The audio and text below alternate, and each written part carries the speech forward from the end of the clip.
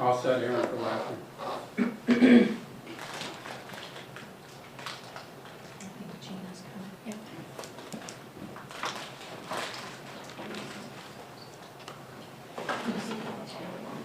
We are live.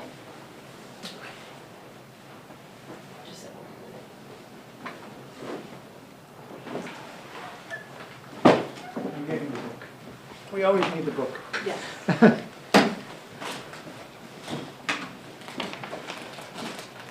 Okay, Aaron, Sean? I'm all set. I'm Oh, showing all right. and, yep, more moving. Yep, we're in live.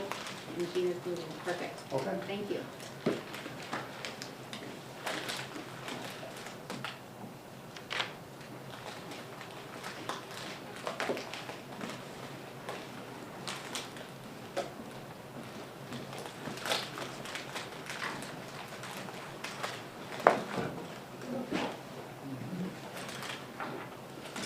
Okay, seeing as it's 4 o'clock, I'll call the meeting to order. For the Hwrsd Policy Subcommittee, today is February 13th. We do have Dave Sanders recording the meeting for YouTube. I don't believe anybody else is recording. We can stand for the Pledge of Allegiance. I pledge allegiance to the flag of the United States of America and to the republic for which it stands, one nation, under God, indivisible, with liberty and justice for all. I'm just gonna do a quick roll call. Cheryl Caruana. Here. Patrick Kiernan. Present. Mara here. Do we have anybody present online? No. Okay. Just making sure that that's right, recorded, there's no participants remote. Okay. Jumping right into this excitement of policies, we'll start with KCD, public gifts to the schools.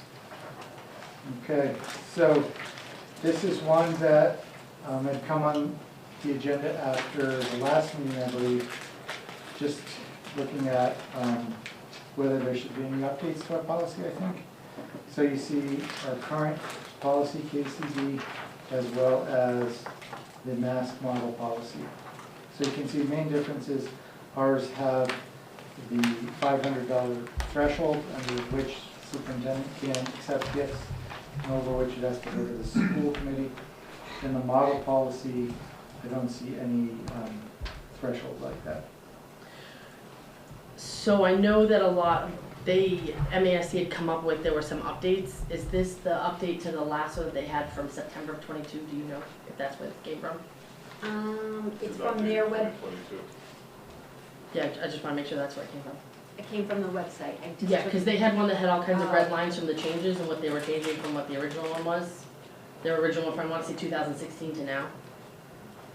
So, I mean, I'm okay with the model one. I think we had added wording to make it more personalized when we adopted our policy, which is why you would see a dollar amount called out, things of that nature.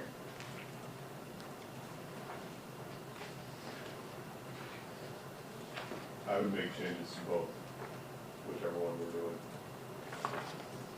I would not limit, so if you look in the MASC model policy, in the second sentence, I would strike that and I would end at for use, period.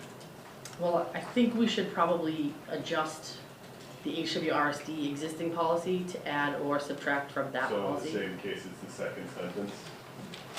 So, So I would strike the last sentence, that second sentence there, and I would end it at under $500.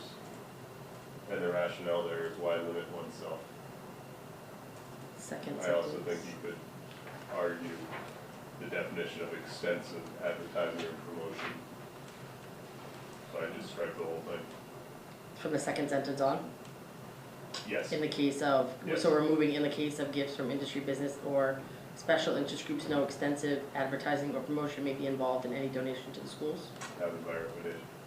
What if, something like, $500 or $700 was donated to, or given to the schools by what?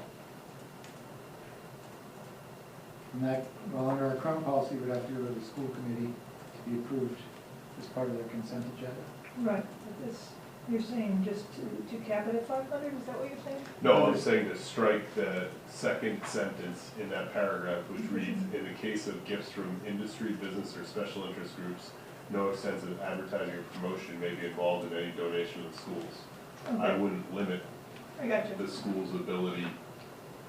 I thought you were limiting the school's ability at No, at no, no, no, 500. no, no, what this does is it actually broadens, and Right. it also eliminates potential bones of contention regarding extensive advertising or promotion. How does that impacted by the booster? I know that that's kind of That's considered what I'm something saying, separate, but, it removes it. So if you were to look at it, in the case of any gifts from industry, business, or special interest groups, so you could define boosters as a special interest group, and you could argue that the turf, for example, had extensive advertising or promotion. So now you've removed that limitation when you look at the CHOG music boosters. Yep. If you look at the advertisement that they do around their mattress sales, so forth, I think that it's, I would guess the original intent of this was to not be, to have the schools look like a NASCAR, and have advertising blitzes all over the place, but I think practice would say that we don't necessarily pay close attention to that. I also think it limits one's ability. so I'm not familiar with the Mass General Law of 44, section 44, 53A, to know what that reference is. But we didn't have that reference, and the new policy that they're making the reference to it, so we don't, I'm gonna bring that up.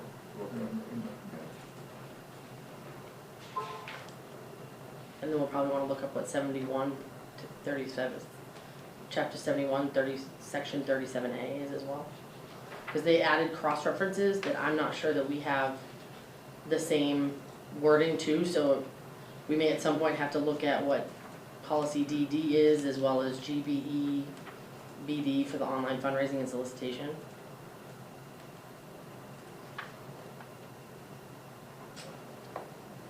So just reading through it, Is there a it synopsis? starts, I'm trying to synopsis on the fly.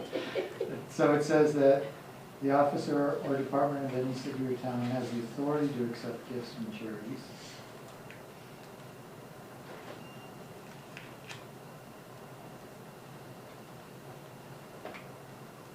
But nothing out of that seems like out of the, what would be a normal function of either the superintendent or the assistant superintendent to accept a gift from. It does say that any gift, or in the case of any gift or grant given for educational purposes, that it should go to the school committee. In this mass So policy, it just makes them all go to the school committee. So I think that's why, because the Mass General Law, they don't they generally make most of their policies some form of directive back to the Mass General Law, because that's underlyingly what the attorneys would have to argue to. So that may be why that section may be referenced there in that instance. I just don't know what the general law states. It has nothing to do with that period. The industry, That's any of that piece stuff? I'm encouraging to be struck, no. Okay. So we should add, to me, I think we should at least add the legal references as stated.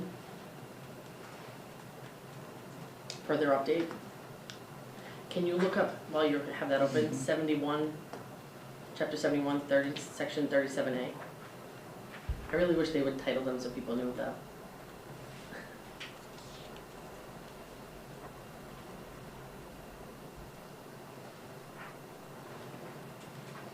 So the kept separate from the general fund Is that what that is? is, no, is 53A. Okay.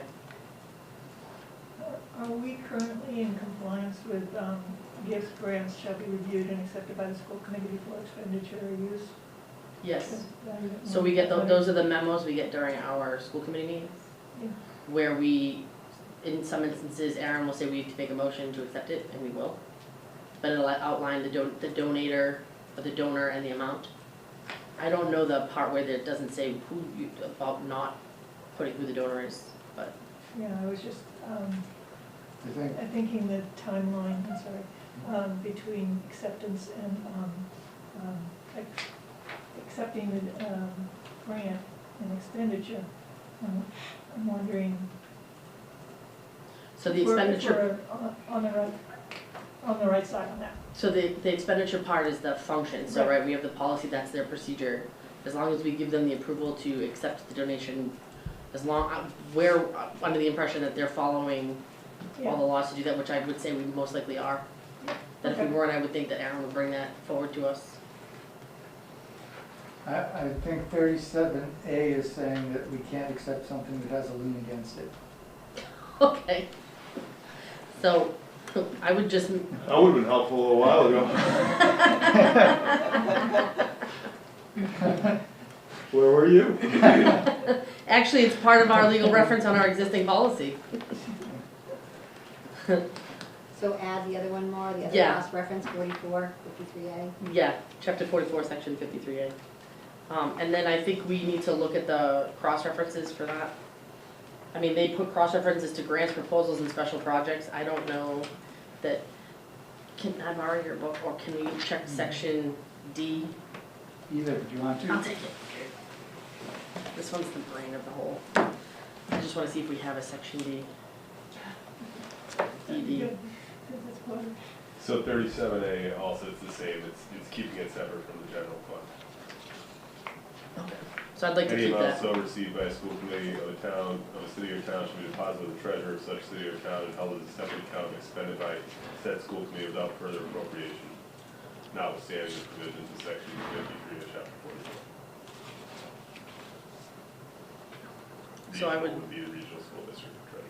And I'd say that we, since we already have that reference, I think there'd be no issue with keeping the same reference. If you guys are in agreement.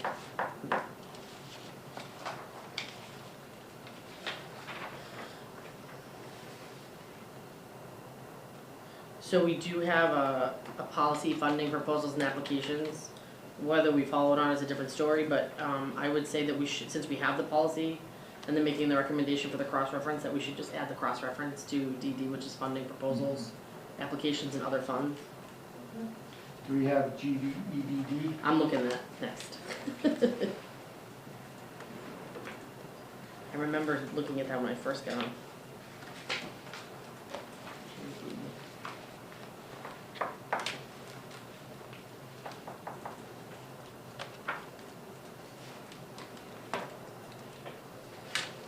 And we do.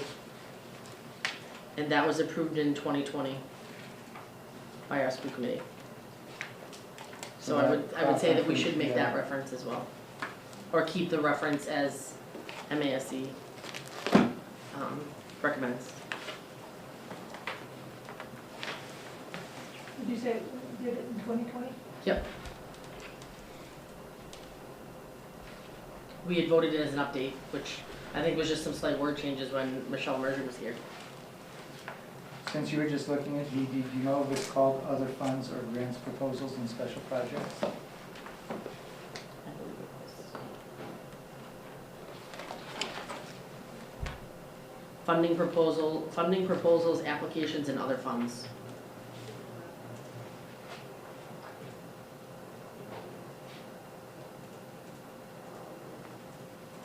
And then the GBEBD, online funding, online fundraising and solicitations dash crowdfunding. Okay, so just.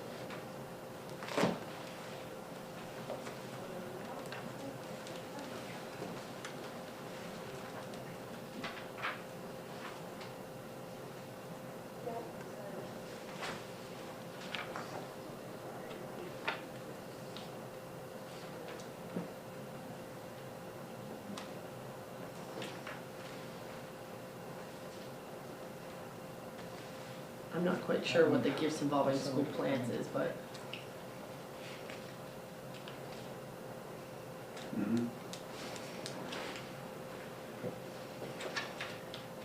I'm sorry? I said I'm not quite sure what they mean by any gift that involves changes in school plants, like if they mean the actual Right. outsides or. Well, it says plants or sites, so if, for example, if you were to take something that was going to resurface an area of the grounds, That's what I thought, but I just thought it was interesting. I don't know that I've been here long enough to know that anybody wanted to donate a plant. And I know what you mean by having to change the whole surface of right, area. Okay, any other changes for KCD? So we're just doing the second sentence in the first paragraph. Yep. And updating the refs. Unless you deem that you're not comfortable with that responsibility. No? But, I mean, I'm sure you would make people aware either way. Well, both of them have a sentence about making an appropriate expression of thanks. Okay. So the only difference here is you're still delegating the job for under $500 to the superintendent, which I think is fine. I mean, we could make it $50 if you'd like. No, it's fine. Just kidding. Okay. Okay, all those in favor of accepting the HWRSD policy with the noted changes? Aye. Aye. Any other changes you're thinking of now? It's in the law. Yeah, I struggle with the and expended at the discretion of the committee. It's in the law, which I'm sure is there, but I think that can become a slippery slope. But We'd have to know what the law is providing. But I think. so what the law says, so the law does reference expended at the discretion of the committee. You can politicize gifts then, and that's the, right, it's interesting that the elected body is the one that can expend the gifts as opposed to The the non-elected body. non-elected body, but I, Okay. So we'll move that one for its first reading. Erin, I'm not expecting that to be this week. Oh, you don't want it to be this, okay. No, we probably can wait until Can I the just next. ask you a question? Yep. I see what you mean, Patrick, would you feel more comfortable if that was out completely? No, I think because it's in the in law, the we law. shouldn't Because it's leave it in the law. we have it's in the to leave law, it? I just think it's a, I feel like the attorneys would have a way to which, depending on the circumstance, it's probably worded that way for a reason.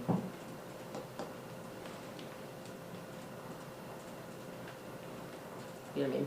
yeah, we keep it because it's in the law, I just Mhm. think that can open some doors to.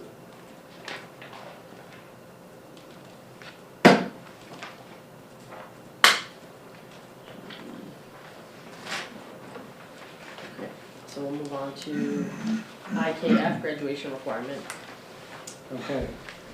This one, I would like to recommend some pretty extensive changes to. So you have a draft version on the top of your packet. So is that the draft you'd like us to move forward with? Yes. Okay, I did put our current one, which is in the book, although it says on hold, it is in the book.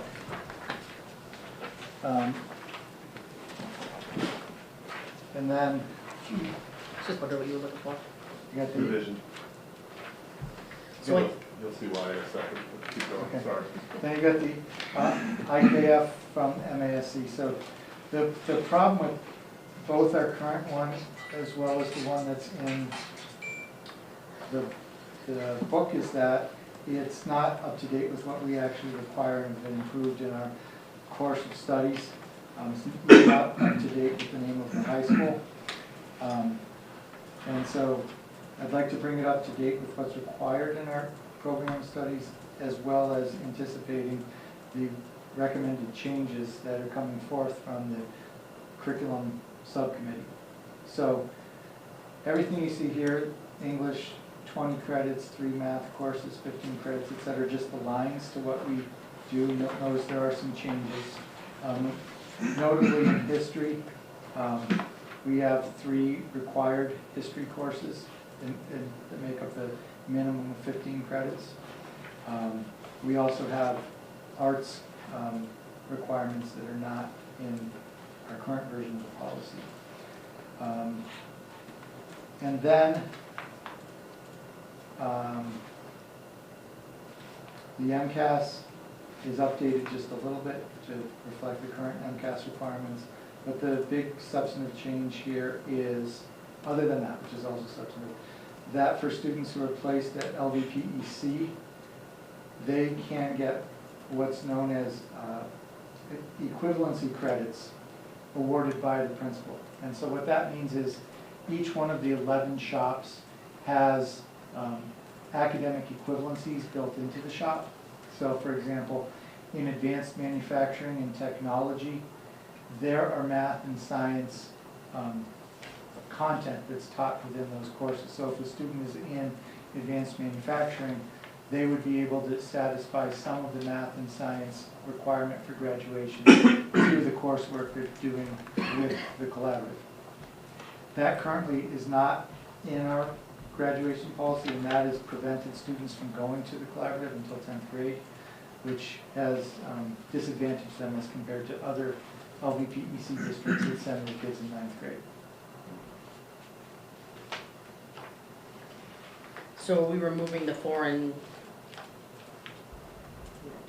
Credit for foreign study. Yeah.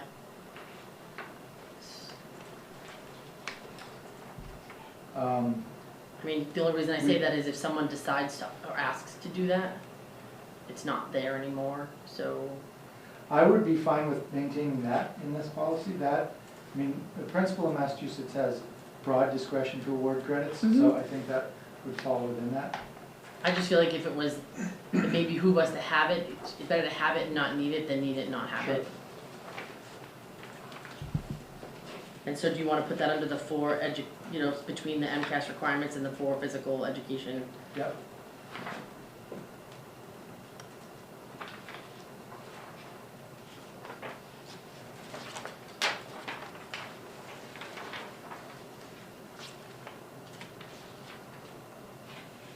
And then I think the only change to that, even that section, is just to reference, I think you're supposed to be putting high school in there. Like the name of the high school, I think is why there's an underline. Yes.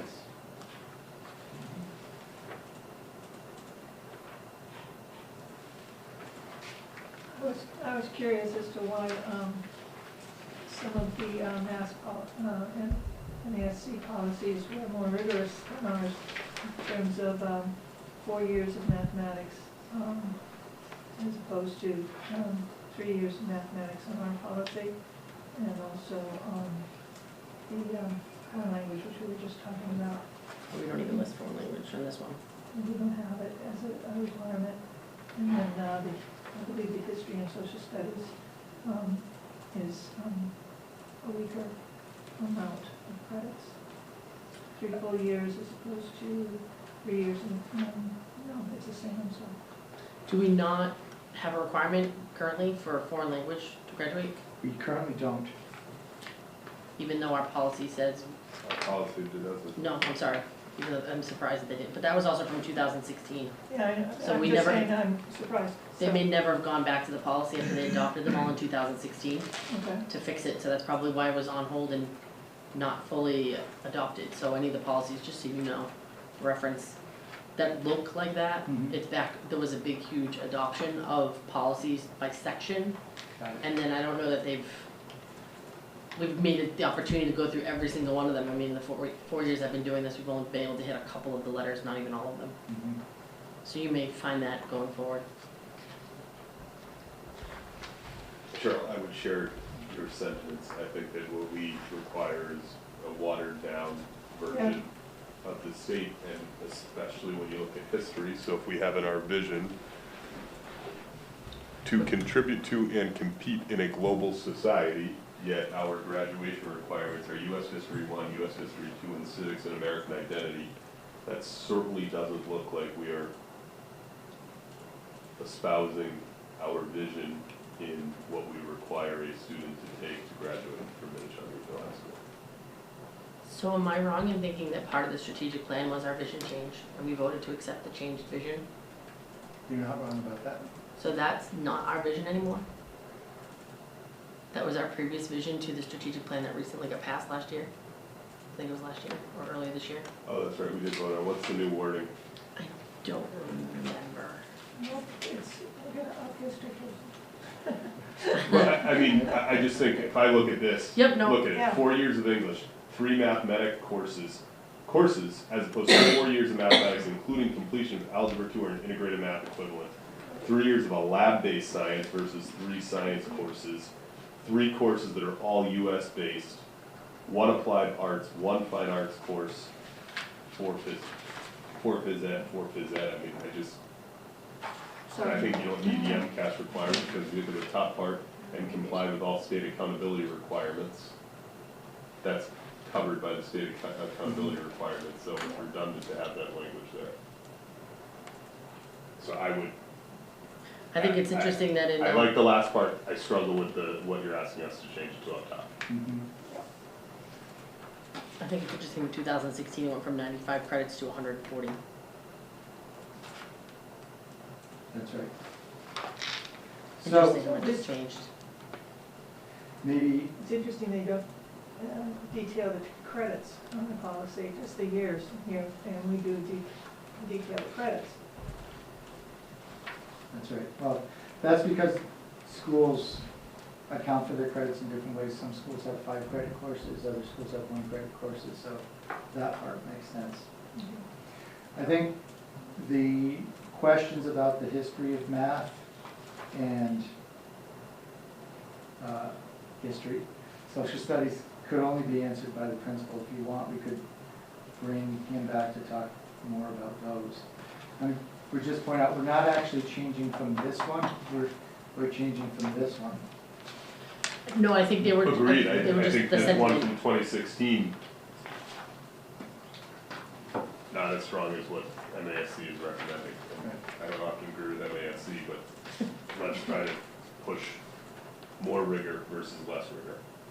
More is the vision statement that we voted on together when we soar to success, is that? I think so. But that's the mission No, there's a statement. mission and that's- there's a the vision, mission is is to. To different. be one community of learners committed to educating productive and responsible world citizens, so either way, we've got world Yeah, in there, Mhm.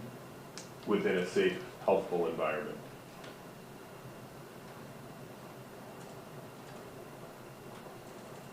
Yeah, I did have more good checks on this second one, the draft, but still it's uniform language required.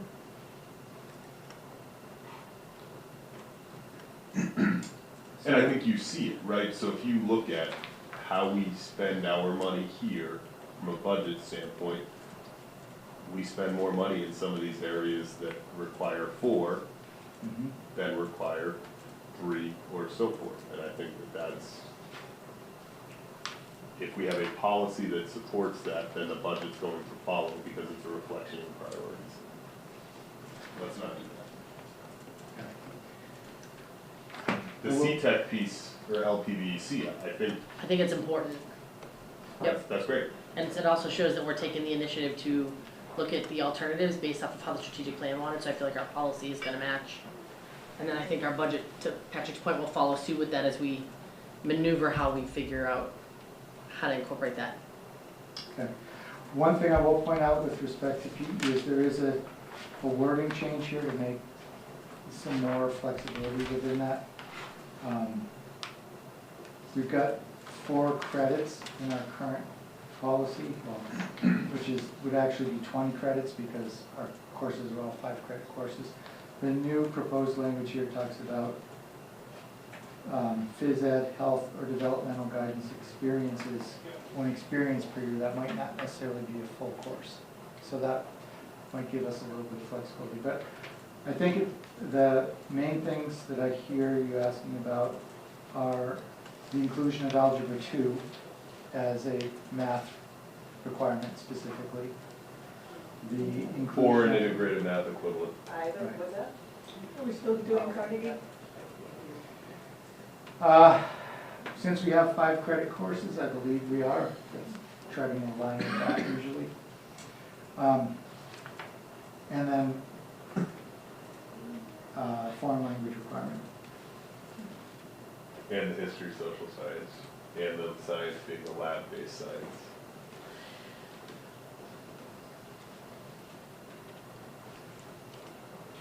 So the concern, just so I have it straight on history, is with these 3, which I do believe are all mandated courses now from DESE, you could satisfy your history requirement without ever studying any history of any other country, correct?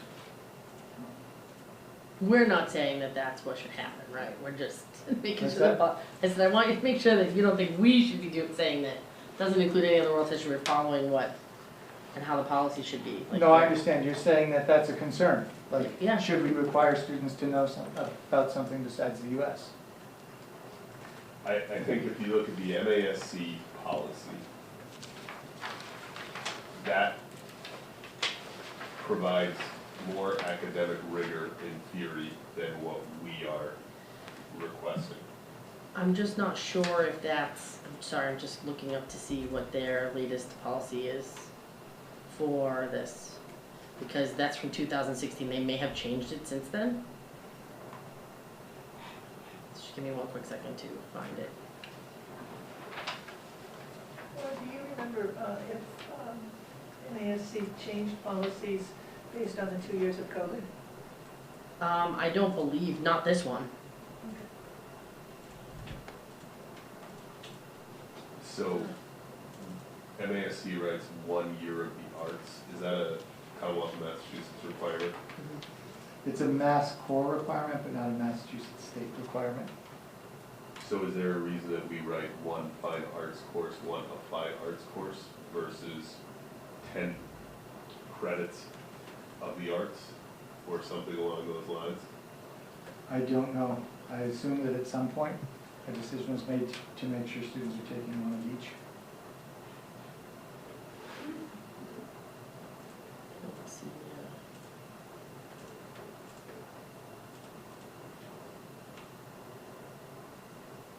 So when I find on the website more, on there, under their, policies, one that has the 2016. That's the only one, well, for them, not for us. MASC, oh, not for us, but. Yeah, I'm just looking to see if they had updated it at some point. Because they really leave it up to the schools to modify it to what each school feels they need. And I know that they hadn't gotten to I yet, but I know that it's coming.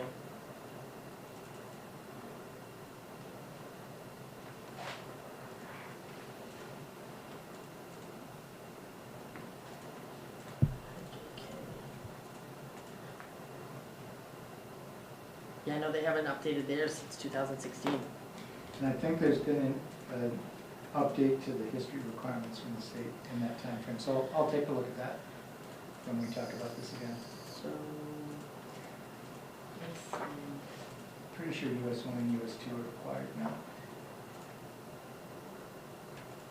Just gonna see if I can find it in a different manual. Just pulling up a random other school one to see what they have.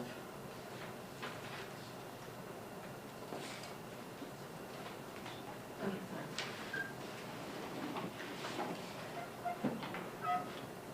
So,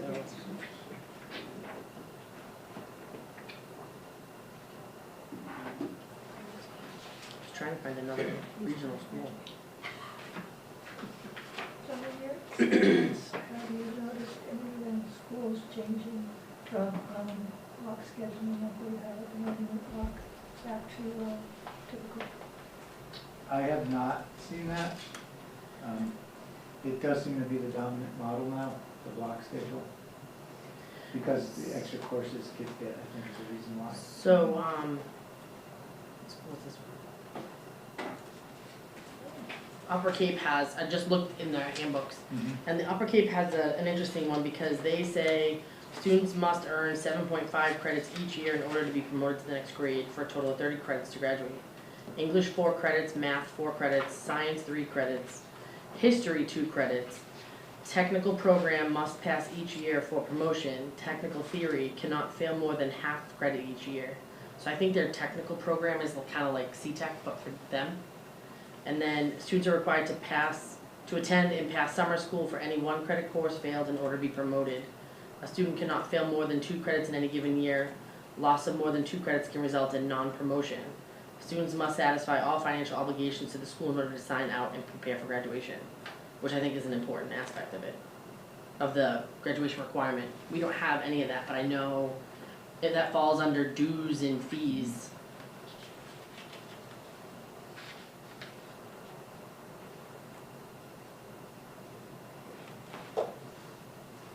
And so, in looking at a policy that's more in line with the size of our school, when you think about, I was looking at some of the data for the number of students in each school. Dennis Yarmouth has almost, I think it's like a difference of 5 students in the total size we have, and they list out the course, English language arts, the credits, which is 6 credits, the major 4 requirements, English 9, 10, 11, 12.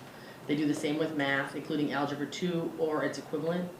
Science and technology engineering, it's 4.5 credits, and it says lab-based. So you may want to take a look at the Dennis Yarmouth IKF for reference to see how they,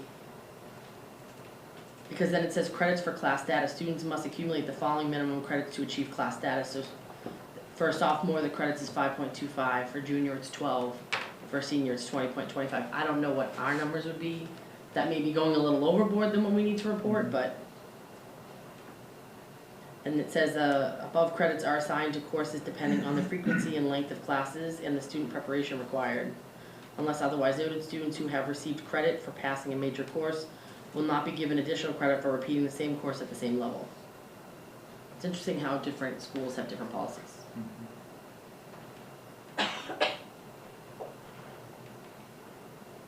Just trying to find the Long Meadow one, but I don't think it's on here.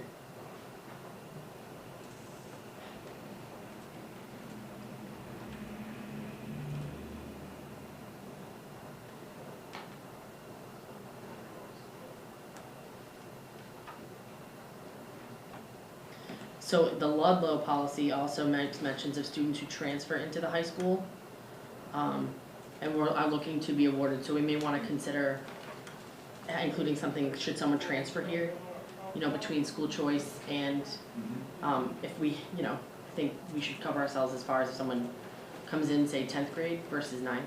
Sure. I'm not trying to add more, I'm more than happy to help you develop the policy and do the work with you. That sounds good. Why don't we add some of those pieces that I would consider to be flourishes, but have high school staff come to talk about the math, science, and language Sure. situation in particular? Do you have anything else? Nope. I'm Just figured I'd ask. good. Thank you. Okay.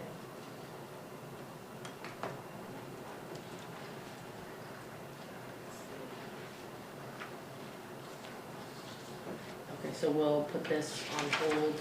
We'll continue to review this one.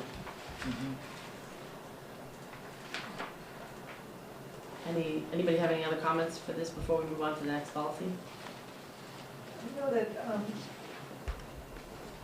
if we take our time to really look at this, we're looking at next year changes, I hope, because I don't think the high school has time to make another round of changes. Yep. I mean, ideally, the changes we make will hopefully comply with the kids that are graduating now. I mean, if they don't, I don't think anybody would be penalized by that for this year. Okay. What you could do is put, for the class of 2029, is that what it would be? 2028, these will be the graduation requirements. That makes sense, because then they start in and carry it all the way through. You said 2029. Or 8, I don't know. Hang on, I'm sharp to get I just put it as a question mark, just as a note, because that might, Right. wording wise, Right. that might be good. So this is interesting. I chose to look to see how Lexington handles it.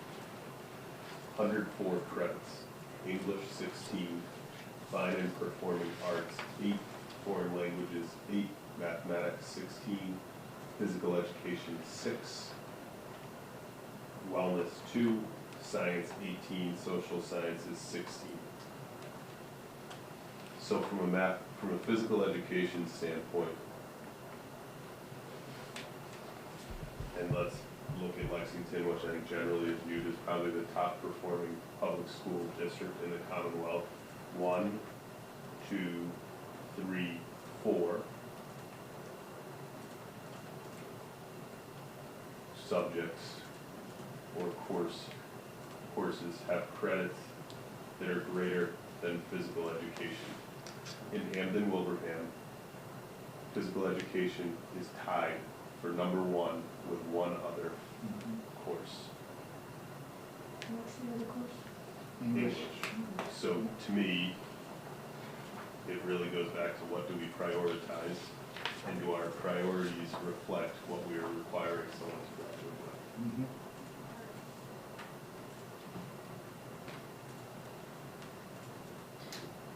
So just to speak to PE a little bit. So the law, in what is probably a little bit of an anachronism that remains on the books, says that PE is actually the only required subject in public education. Students have to have a physical education or military training experience every year.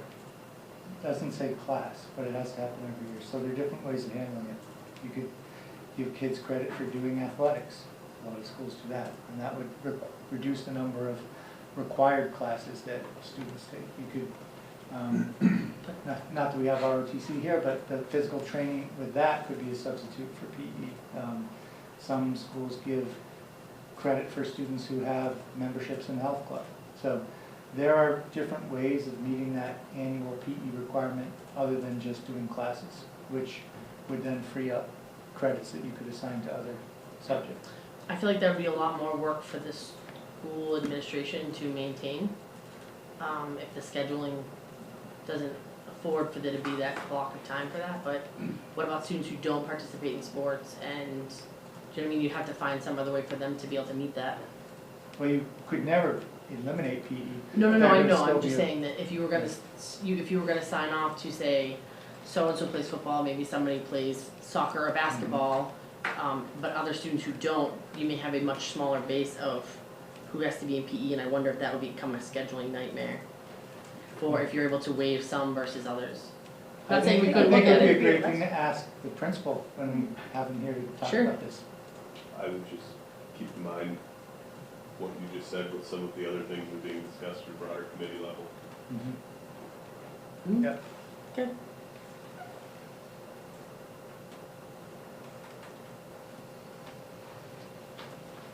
Okay.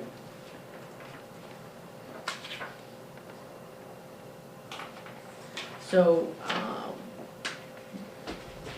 the desire is to ask for, attendance of some other administrators? Mhm. Okay. I just wanna make sure I share that with, the full committee. I don't think you need it as far as the vocational portion, because I think you said you would take at your discretion. But I wouldn't be stunned if IKF, the top portion, becomes not something that gets resolved even in the next meeting. That's okay. So if we need to do the LPDC portion for any reason, are we comfortable with that? I think that statement is gonna be embedded in the course of studies, so you could approve it when you approve the course of Approve the studies. course of studies, okay, all right. And then it'll just have to get added to the student handbook. Correct. Just wanna make sure, that's gonna be my nice fun, friendly little reminder, because that's gonna be where everybody's gonna be looking for some of those requirements to be listed. So I don't want that to get forgotten, be put in there. Okay, so, put this as a future meeting item. That goes in the handbook more. If you guys make a change to the graduation requirements, is something in the handbook for that. Doesn't necessarily, you just wanna make sure that you put a blurb in there, cause you're adding it. So if it's getting added for the program of studies, it's just make sure it's someplace else. Patrick, was it Lexington that you were quoting? Did they have to lay off or transfer a lot of staff that were involved in the original PE?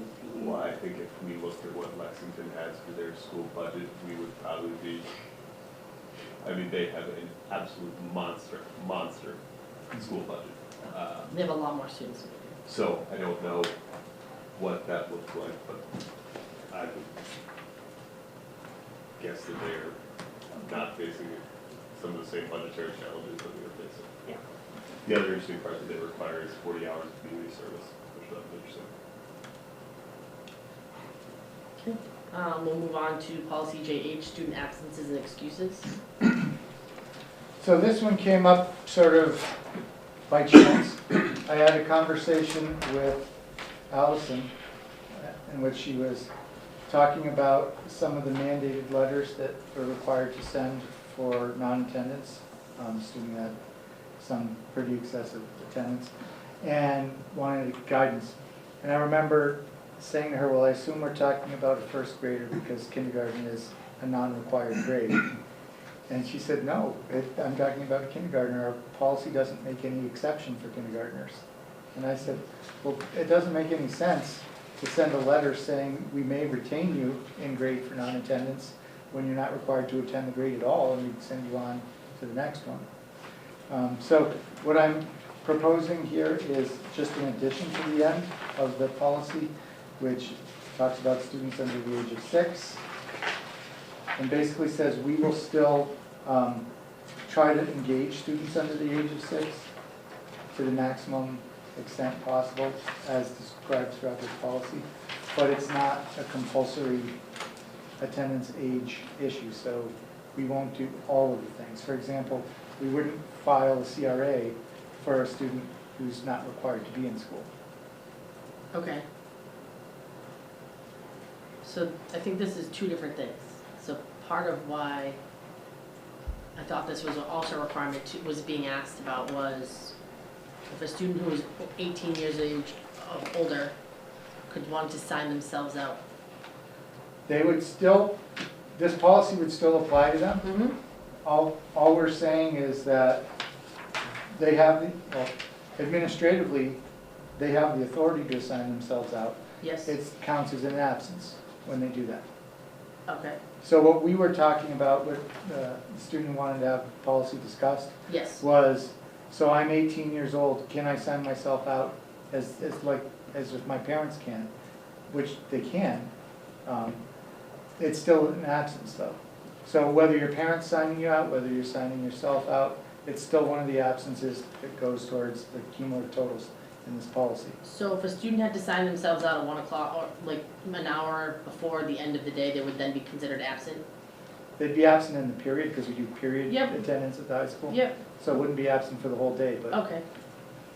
So I think that's all that was asked was, it wasn't clear and the student came with another adult to the school committee meeting to which we said, we don't have public comment, but I told them that we would at least have the conversation with you as the superintendent. I also directed the student to speak with the principal, because obviously it was not a specific teacher right. scenario, but I did encourage them to seek out their guidance counselor for assistance if it was an explanation to how to understand the policy. And I followed up with the principal and explained, unless there's a judge's order saying the student is incompetent to exercise their own parental rights, when they turn 18, they can sign themselves out. Doesn't mean that this policy doesn't apply. It's still an absence, and there may be accountability for that. But we're not going to say, no, because your parent didn't send in a note, you can't leave. So now does the same rule apply when a parent wants to sign their child out early where they normally have to provide prior notification? Yep, there'd still be an absence Okay. in that period. And only because I don't have the student handbook, does that reference in the student handbook? Because I was told that it was not, but again, I don't have that to reference. I'm not 100% sure. I'm pretty certain it's in the program of studies, but I'm not sure if it's in the student handbook. Okay, I'm okay with just adding the under the age of 6. I have some changes. Okay, hold on a second. But I also would like to make sure that if there is a policy for anyone who's 18 or older, I want to say that there was, because I did a lot of extensive reviewing of that. We just make sure that maybe it says it's absence from that class, just based on whatever the wording is. Sure. Just double check. Yep. Because I think if it had been there, it may have been easier for the student to know that there is a policy versus going directly to the school committee policy. Because to me, per our conversation earlier on, it really is a procedural thing. Yep. Yes, Patrick? First paragraph, second sentence. It should read, the committee recognizes that parents/guardians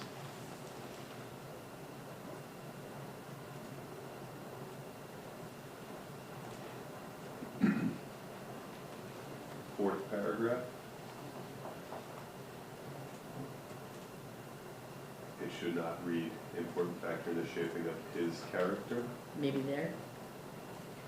his or her Yeah. character. Second sentence, it should read parents/guardians.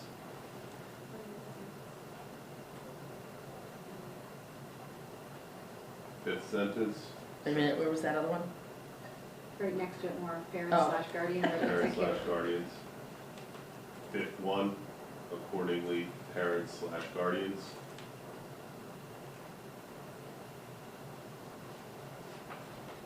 Under the student absence notification program, first sentence, each principal by whatever title, it reads he may be known, that should be changed to he or she. Also, can I just jump in there? Because I've got all the ones you did. So, That one, it was just rewrite it. Yeah. It should be principal or designee, because it goes back and forth. Sometimes it says whatever title they want to be known as, and most of, at the end, it's all principal or designee. yes, So that may get rid of what you had suggested. So we No, remove I by think- whatever. I think you still want that by whatever title, and then, so if you look at the second one, the second paragraph under student's absence notification would read, each principal at whatever title he or she may be known or designee. But if they're a principal, what would the title have to deal, what would that matter? Do you know what I'm saying? In other words, if someday we decide we're calling them all headmasters, the policy would still You don't apply, have to change your policy. Okay, or headmistresses. can we change the he or she to they? So it covers both pronouns? Whatever you want, whatever the subcommittee wants. I don't think they is actually grammatically appropriate. It would be he or she. But some people don't identify with he or she. Well, if you're talking about an important factor in shaping his character, you could put their character, THER. That doesn't come out. So I'm just going with, I don't the- think there is the appropriate. Their character? why wouldn't it be? I think if you put it I mean, into, it's. Microsoft Word wouldn't give you an underline. It would be singular to this, so the singular portion of that would make it his or her, not their. So that there would be the ownership of the he or she, theirs, not they are, or No, I understand what you're saying. there isn't over there. I may be wrong, but I think it should be he or she, his or her, not their. Okay. I can live with that. I'm not gonna fight it, I'm just Yeah. making sure that we're going with, because there are folks that, there is question about the pronoun law, it In the doesn't. shaping of a student's character. Perfect.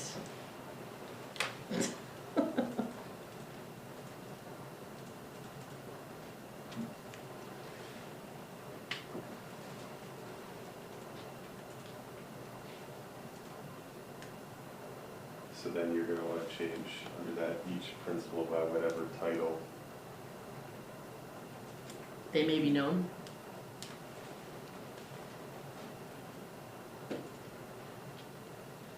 Because what if you have two different, if you have more than one principal? The district may designate.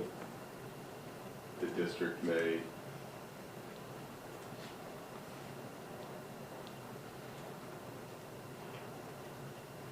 And then you're getting away from it outright.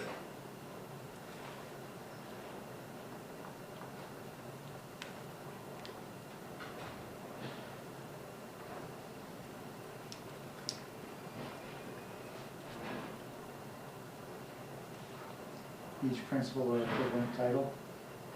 Yeah, Sounds great.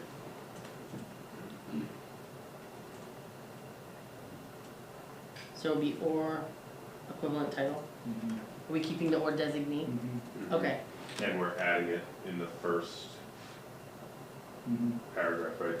Yeah. Cheryl? Yes, that's fine. And then, like dropout prevention, you'll see or designee needs to be added.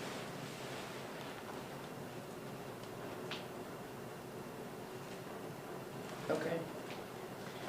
Just before we go on to that, Does our dropout, what we do for dropout prevention, is that met by that requirement?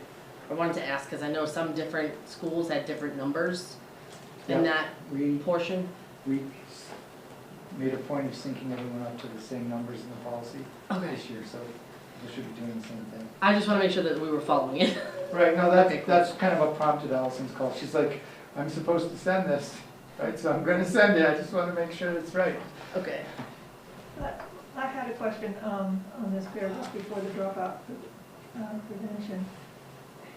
So you have these students who are missing five of the school, and the principal or designee is going to have a talk with hopefully the students, parents and the student. Where do we empower the principal to call in things that might make a difference, like a nurse in this school, just in terms of trying to figure out what's going on, the head nurse of the school district, the medical doctor of the school district, or the school counselor. But I think that would fall within the Designate? notification, well, it would be within the notification of the absences. I think it could be anybody, it could be the nurse would be telling the principal, I would be thinking if someone was gonna be out that often. And then they would get the, That's actually one of Melissa Lonzak's roles, is Yeah. when students are absent, she gets involved at any of the schools to help support them. so who notifies the families? Is it she or is it the principal?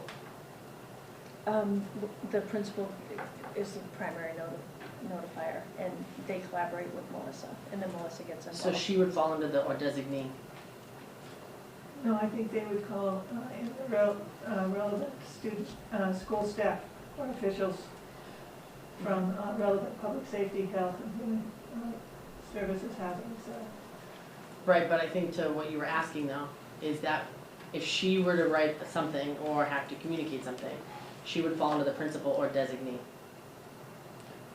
That very well could be. I just know that some of these cases can get really complicated, and the principal doesn't have to put it all on their own shoulders. They have a plethora of people that are, from the risk assessment people all the way down, that can come in and help make that a really learning situation for everybody. So I think that's why they use the reference or designee. So that it covers more, you don't have to go into the policy to list them all, because you may not have that role every time, and instead of having to constantly go in and change the policy, I think the or designee. So we have, it's, Can I suggest something that I Running think out of maybe to your point, Cheryl? So in this paragraph above dropout prevention where it talks about the meeting, Yes? what if it said, the meeting to develop actions to improve attendance shall be developed jointly by the principal or designee, the student and the student's parents, and the other relevant parties, something like that. this is the parties may seek input from other relevant school staff Oh, it and says or it right there. officials Sorry. from relevant public safety, health and human services, housing and nonprofit agencies. Sorry. Yeah, So I think it covers what you- That happens after the meeting. But it may not, I mean, I think they can seek to have that included. Okay. Would it be the parents and or child seeking it, or would it be the principal and? I think it could go either way. How Okay, about if we said, the meeting may include input from relevant staff, that sounds good. other parties, et cetera. Well, I mean, I think that's why they put the parties may seek, because it could be either the school or it could be the parents. And so it leaves it open for that to go from any of those circumstances. I mean, Sorry, go ahead. I don't know that, I think we'll probably, due to time, we may have to finish this one at the next meeting. Okay. Did you have something else? I was just saying, if we need to adjourn, the only thing I was gonna throw out there is, Thank you, Ron. if you look at the dropout prevention, that's the only time we reference it. The notice will be in both English and the primary language of the home. So if you look at all the other notification, you may just wanna look at that, that's all. Motion to adjourn. Well, wait a minute, we have to do it at the next meeting. So I can't just adjourn. Okay.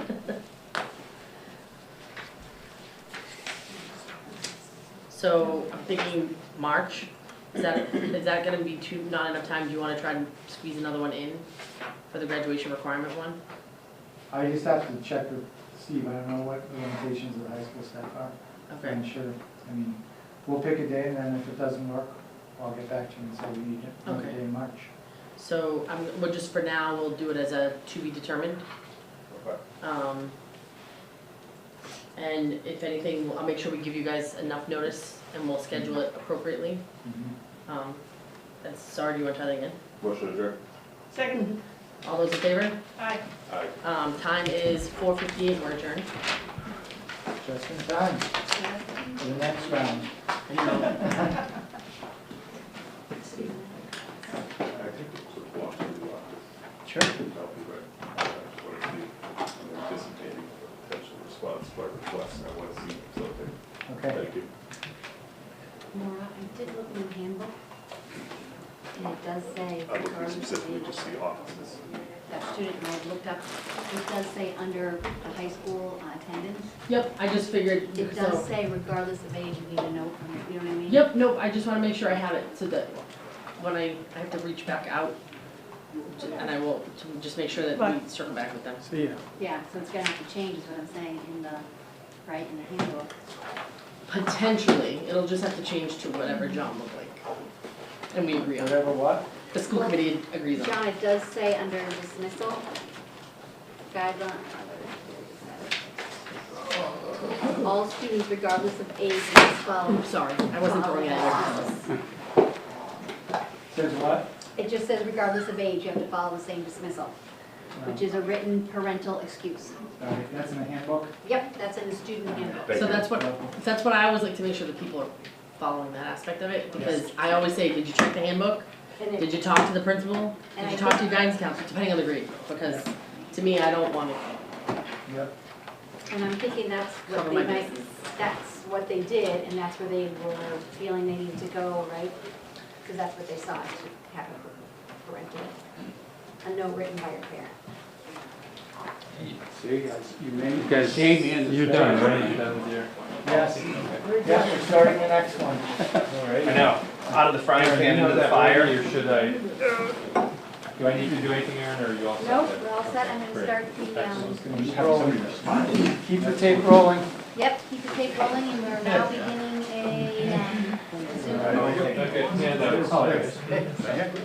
The only thing It's is, all the same, like one package? no, that's different, that's a completely different meeting. That's that, we just joined one. Just give Ronnie a minute. We've got a hand. Yeah. He just needed someone else besides. Okay. That's fine, Say that's it's all okay. ours, sorry. That's ours. That's all yours? Oh, Thank you. Just roll on it. Just trying to get it out of your way. Oh, is it here? Can't win. Hey, Aaron, how you doing? Hey, How are you? Okay. Aaron Osborne, you're going to have to end the stream on. The Zoom? Oh, yeah, I'll go do On the that. Zoom. Oh, okay. Aaron? Why does the owl have an elastic on it? Is it injured? You're also gonna have to end the live stream too. How do I do that? Over here on the computer. Here, I'll show you. Just over on here, okay. It's under here. If I just kill everything, it'll, You have to kill end stream or else you'll still be live. okay. That's very important. That means whatever you guys are saying. Okay. I'll figure it out. Hey, Ron, got one? Okay, And I'm okay, saying, yeah. I'm leaving, so he has to do the shut off. Perfect. Or maybe Mark can do it. Do a copy Right for here. later. I want it and like, okay. Just hit the end button. Thanks, Mark. Take one. It is. I'm not gonna Sean. So when Dave, yeah, when Dave says, so you guys are live now. And She's then saying these are the. Aaron, Mark's gonna do the live stream. Oh, I have to hit, have it. Really, I'll figure it No, out. no, no, it's all, we're live, Just leave it there, I'll figure it out. but he can do that. It is. Why don't we do it now? We can see how, Just make sure people Dave's can't gonna film the sign. Make sure people can't see up your nose. Oh, I'll work on that. You know how sometimes if you get too close, they'll be My nose is in the air so much. Oh, no, I didn't mean like that, I didn't mean like I'm that. sorry to tell So you. end You stream. know how people using it their live? phones, it's like No, no, right no, up no, there? because when you're all finished. I would never mean it that. No, I was just kind of flipping it This is around. what's online, right? Self-deprecating. This is what's online? That's what I shared when I sent on. Everybody has a copy of things? Yep. Spare here if needs to be, okay. The extra's over here. Well, hello, Karen. Oh, hey. How are you? Just in time. You might have to get some more triggers. Thanks. Just make sure we got Yeah, you guys can just kind of push the laptop. Two right in there. I'm gonna, All right, everybody ready? I'm leaving at 6, so I'll Oh, do yeah. it quietly. Okay, so, wait, more of this stuff.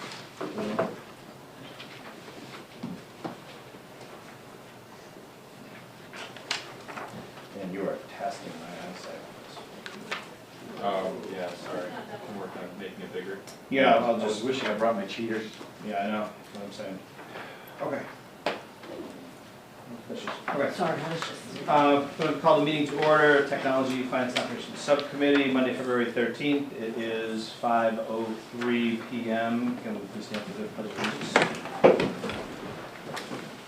I pledge Allegiance to the flag of the United States of America and to the republic for which it stands, one nation, under God, indivisible, with liberty and justice for all. We do have the minutes that were sent to us the other day. We had a motion to approve.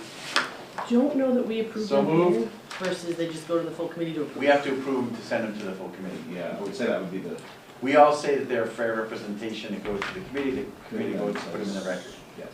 That was, I thought what you told me, or maybe Michelle told me. Nope. You don't think, is that incorrect? I will double check, but I don't think we need to. Yeah, no, it would be, I think it would be, it would not be a representation that the full committee would be able to comment on the validity of the minutes. It's up to Right. us as the subcommittee to approve what happened in the minutes. That gets sent to the full committee. The full committee then has the opportunity to review the minutes, but does not have to accept those minutes. Who can not accept them? Well, they're already accepted by the subcommittee. They can accept them as the full committee, but they're not reviewing them for any. They just put it in the record. But they're still a matter of the record once. Yeah, it's a Yes, matter that's of- why, I yeah. don't think that they could, if anything, somebody may abstain from it, but they're supposed to get accepted. Yeah. Yeah. We just haven't been doing that. All right. That being said, Second? do you make a motion? Yeah. Oh, okay. All those in favor? Aye. Aye. Okay. Next is FY24 budget planning. Aaron, I'll turn it over to you. Alrighty, so I think I have updates on most of these items, at least some of them the updates no change. You should have in your hands an updated colored sheet, but it's in black and white, my apologies. Because Aaron Osborne prints too many color copies of things, I've made the standard black, I've made the standard black and white, and when I forget to turn to color, I read the black and white, and I decided not to waste the paper by printing it in color. No. So some important items, you know, if you go right down to the assessments, and the budget, our budget's now 4.7%. I think we were 6% when we started this conversation. There are two significant items that brought the budget down to this level. Working with Scantic Valley, we twisted their arms into a 2% health insurance increase. I had, I believe, 7% before. You know, you kind of plan for the worst, hope for the best. So 2% we think is pretty good. Scantic actually has a pretty good balance. They're looking at being in a pretty good position this year, so 2% was a good take. We were also, Gina sharpened the pencil with circuit breaker, did an analysis of where we think we're going to be at end of year this year. And she's anticipating we'll have at least $900,000 in circuit breaker. Now, that speaks to the enormous increase in out-of-district costs we've had and other sped-related services. So when our circuit breaker, which is only a fraction of our special education costs, goes up by more than $300,000 a year, it says something about how much our special education costs have gone up. The two are intertwined. So I believe we're going to try to do some picking from here. The next thing is really state numbers. I have, for Chapter 70, I have $25 a student. I believe last year the state actually gives $60 a student for school districts that were in hold harmless like us. That would be helpful. It wouldn't really be a game changer. You know, if they go up to something like $100 a student, then, you know, we're kind of talking real money. So, you know, we're hopeful. 1 second. How did they go up from $25 to $60? I mean, presumably this is either regulatory or legislative, right? Legislative. So Subject to appropriation. So somebody rolled it through as an appropriation bill, and it presto came through at 60. Typically what happens is the governor starts out low, and then the House or the Senate Yeah. says, no, let's not do 25, let's do more. So is the 25 fixed is that a regulation, or? My concern here is what appears to be an arbitrary determination that's being made. Yeah, you are 100% correct. And I Well, don't it's not think, supposed to be arbitrary. Well, so the formula Or it might be itself, an the idealistic. formula itself is not arbitrary. The formula itself, by the formula, we would lose about $2 million. Oh, I Yeah. understand. So, that. so for school districts that are in hold harmless like this, the state says, basically there's a minimum, you will get a minimum of no less than $25 per student, right? Now, and is that a regulation or is that statutory? Where does that come from? Neither. Hold harmless isn't statutory, and neither is the per student. It's, so literally by statute, if not for legislature approving chapter 70 at a higher rate for us, the districts in hold harmless, it would be absolutely draconian. But they do two things. The hold harmless basically says you'll never go lower than your prior years typically. And then they tack on that $25 per student, which is, you know, by nature less than 0.5%. So that's where we get into some of the issues with assessments versus our budget, right? Because if yeah. I don't want to take everybody's time with it now, but Yeah. we can have some discussion about it later. But it seems to me that this is an arbitrary bureaucratic determination that's being made. I would say it's probably arbitrary political. If you look at the NASDAQ numbers that I shared with the committee last week, I think Massachusetts as a state is down 4.5% in terms of student enrollment, which means most of the districts are down some amount, which means many people on Beacon Hill have an incentive to try to not let it be zero, which is what it would be under the formula. So some amount gets kicked in. Any chance that we're going to see another kicker from 25 up this I year? Or is hope, that so too- I have 25 a student in here. Anything above that is a small bit helpful to us. You know, kind of I said, you know, $60 like they did this past year per student would be nice. It's not game changing, but it's a little bit. You know, once you get towards $100 per student, right, we have about 3,000 students. You know, we'd be talking about some significant increases, a couple 100,000, right, which would matter.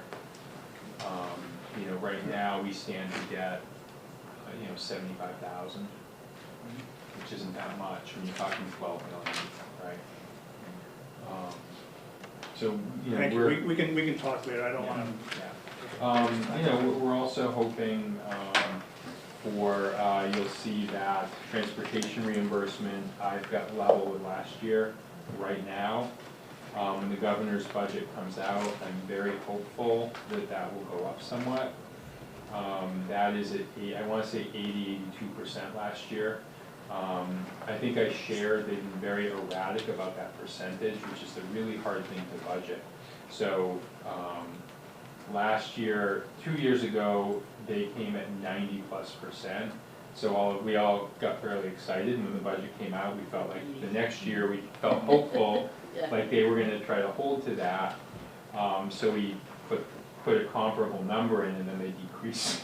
So we just, there's no winning there. So I'm just trying to hold to what we had for now. I'm confident that will go up a little bit, but I can't say whether it will. So you put the same percentage reimbursement or the same number? The same number, just the Okay. same number, Okay. just super safe, Yeah, extra yeah. super safe.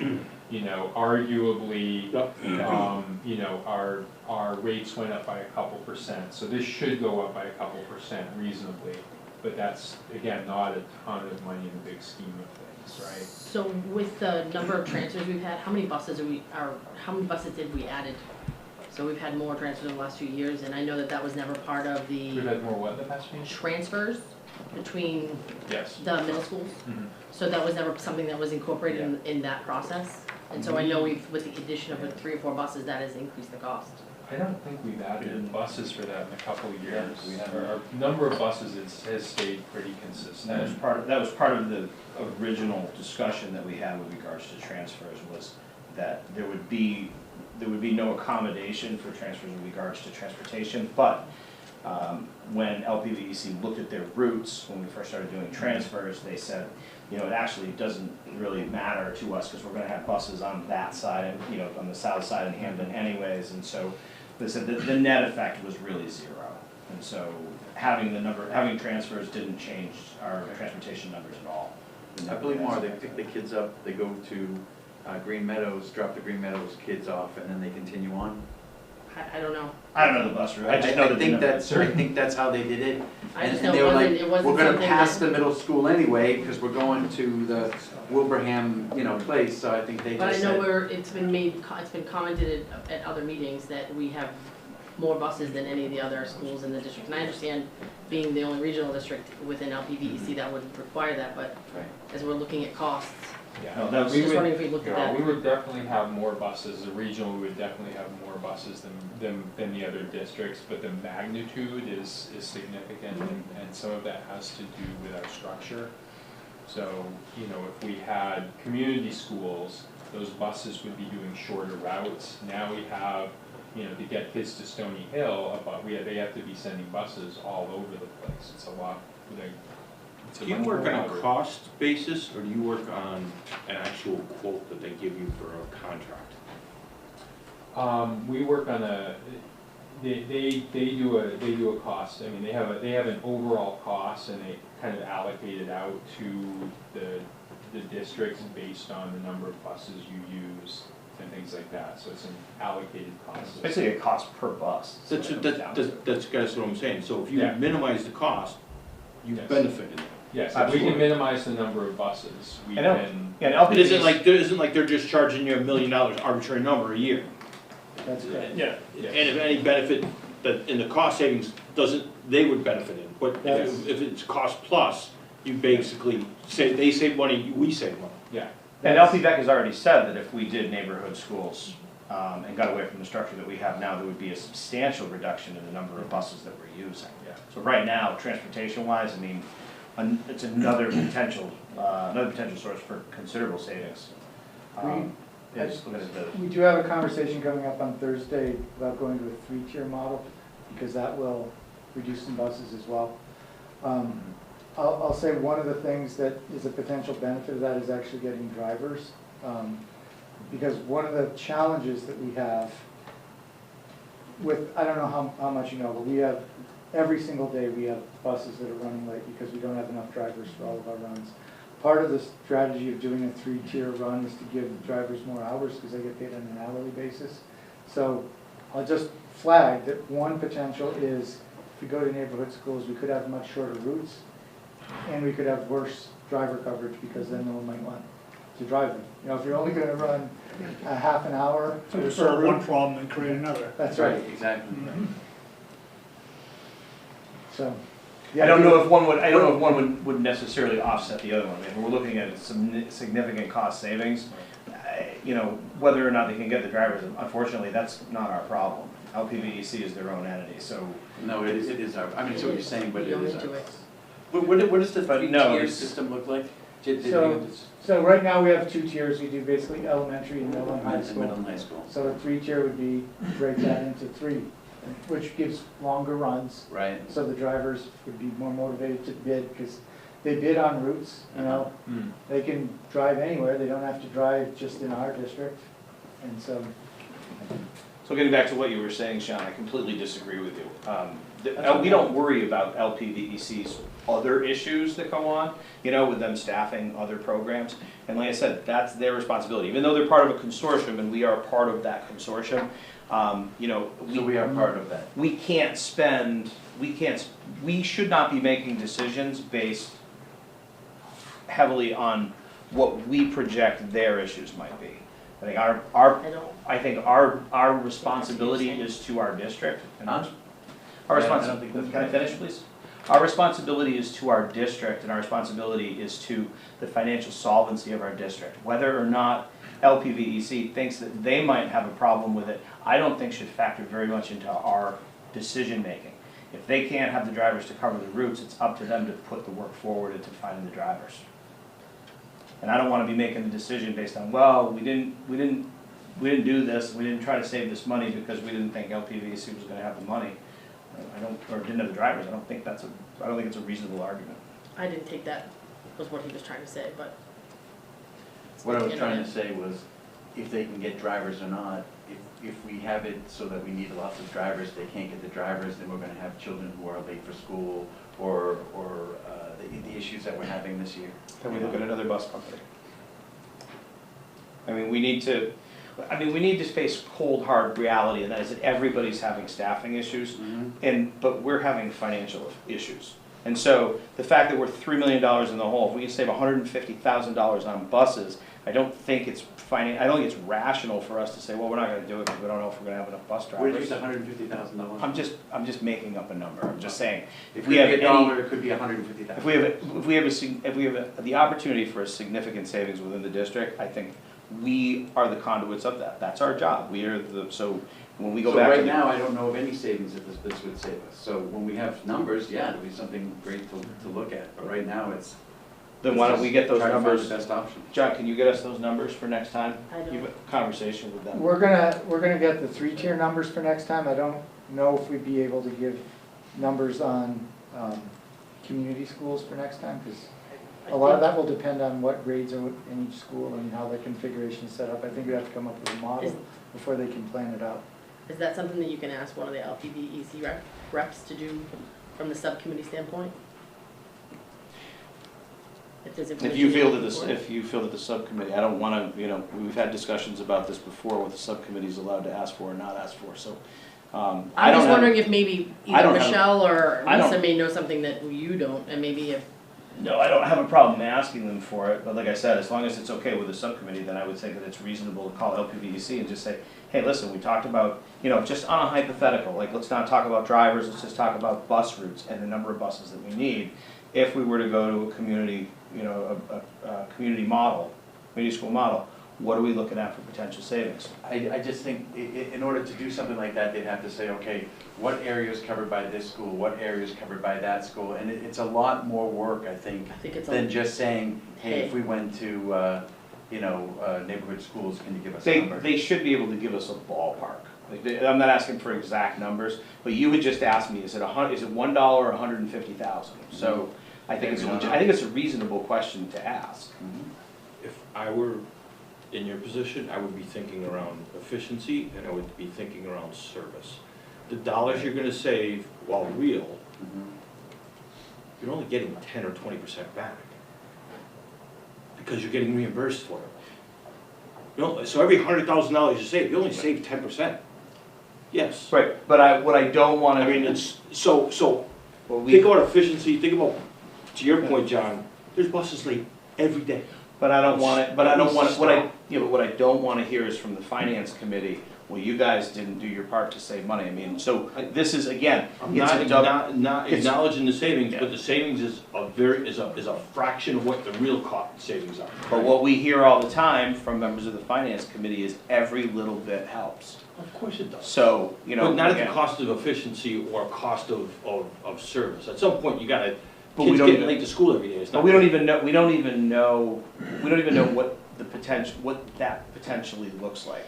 So and again, you guys can decide what you want, but from my perspective, I would at least ask the question of saying, what's your potential cost savings? Because if we're talking 4 bus routes, then I'm gonna say, fine. But if we're talking 10, that's a significant number. It's worth exploring. It's worth exploring, it absolutely So- is. And this But is- will that this is come the out part of in the meeting where I shuffle? would- will that come out in the shuffle of what the committee that you guys are sitting on, as far as some of the realignment? The usage of the buildings, I know you guys are gonna talk about that, that'll kind of all come into the shuffle of how you establish where they would be. I mean, you can ask them for a number, but then you're gonna try to say, well, LPP said it might be this, what if they tell you it's 10? But maybe it's not, once they really kind of look at how they wanna reconfigure that. I think that may be better, it's not gonna, there's something that we can make a change this year for that'll change, because it's gonna impact other stuff. We're not gonna go to community schools by vote this year without enough data. Right. So, no, but I would say that we've dragged on this long enough. I mean, we've known this is a problem for several years, and we've basically sat around and done nothing. And so now, all of a sudden, we're at the point where it's like, okay, we have a strategic plan. It took us 4 months to get the strategic planning committee together. I mean, at what point are we gonna begin to actually looking at some models and looking at some numbers? And I mean, quite frankly, with the numbers that we're looking at this year, and what's worse is the projected numbers for next year. You know, again, as an elected representative, one of the things we have to keep in mind is that we were put in this position to advocate for the taxpayers in our communities. And I just think that, you know, we can sit around and we can say, yeah, we'll get the numbers and we're gonna do it through this committee, but I mean, we're talking about a budget that we need to set by the end of March. So- Understood, but the strategic plan was laid out as a 5-year plan. And so I realize that it's probably not gonna work at the pace of which you may want it to, but I think there's other steps that have to happen before that can happen. And I think that that's being done. It's being done by the administrative staff. It may not include school committee members because some of that is what the district needs. But I mean, you can get all the numbers you want. I don't know that you're gonna get what your desired end result is for the budget for next year. That's all I'm saying. With due respect for everyone's time, and I do appreciate this is something we can talk about later if we could move on. Yeah, the only thing I'm gonna say is that, you know, when we look at the numbers for this year, and we look at the percent increase for Wilbraham and the percent decrease for Hamden, I mean, this is something that's been going on for a number of years. I don't agree that, I don't think the pace has been nearly fast enough. And I think that, you know, we really need to add some, as Sean has said many times, Dr. Martin Luther King, the fierce urgency of now. We really need to start looking at these things. If we haven't been looking at them by now, then we are behind. Because we've talked about this since 2018, 2017, 5 years. As I mentioned before, I mentioned at the meeting the other night, had we passed the 5-year plan, this would have been the year that the 7th and 8th grade would have been in this building. So we've sat around for 5 years and we haven't done anything. So I don't think that it's unreasonable. I wouldn't say we sat around for 5 years. I wouldn't say we haven't done anything in 5 years. We haven't made the progress that we would like. This is not the forum for which that we should speak about this with respect to the other people who are here. Let's stick to the agenda. So I'll ask for a second time if we can please move on with respect to the people who are here that do not care about this conversation as much as we do. Okay. Alrighty. Thank you. Sorry. So to some degree, I also want to remind you that a couple of years ago, we had a big shift in minimum local contribution. With state numbers not in, we don't know if that will impact things. You know, I think we looked at some of that and it seemed to be a one-time income bump in Wilbraham. I think we had some laughs We about don't have maybe any lucky lottery winners. Yeah. We tried. Yeah. I've been trying, man. I think we all tried. Honestly, I'm buying tickets for the district all the time. I'm not buying for the district. I am starting to work on, I think the committee and this group had asked about charter and choice numbers. We'll have an analysis of that for not this coming school committee meeting, but the next one, as we start to get into the budget. I've pulled numbers from this year and last year to look at that comparatively so we know where our students are going. So get a summary of that. METCO grant, I think that is at the school committee to consider. We've asked them to consider re-upping that. We are prepared. With respect to that, Yeah. does the 4.7066% we're at reflect METCO participation or not METCO It does participation? not reflect METCO participation. So until we re-up that, I'm not putting that grant in. Okay. Did you look at those numbers if we were to do, I mean, does the number stay the same? I apologize because I can't remember what you said the last meeting. Does the number stay the same as what we had in there or could The it go up? dollars, as long as we make a good faith effort, we won't see an increase until we get about 13 to 15 students based on the dollar amount per student. But we are in a hold harmless. As long as we make a reasonable effort. So if we bring 4 kids in this year because we have 4 spaces, their intent is to honor the hold harmless in the grant, so we would get about the 130,000. Okay, because I think, were you going to a meeting or a training or something? Yeah, that is in early March. Okay. I will be our METCO director. Well, thank you for that. That's the Yeah, framework, just the added to structure. my- Added to my list, right? Assistant Superintendent of Finance Operations. So we're small enough, I can, you know, it's something I feel like I can take on. It is what it is, right? Is your new hat rack included in this budget? Yeah, it's there. Just a quickie on the second page, are those maybe not the ones filled out?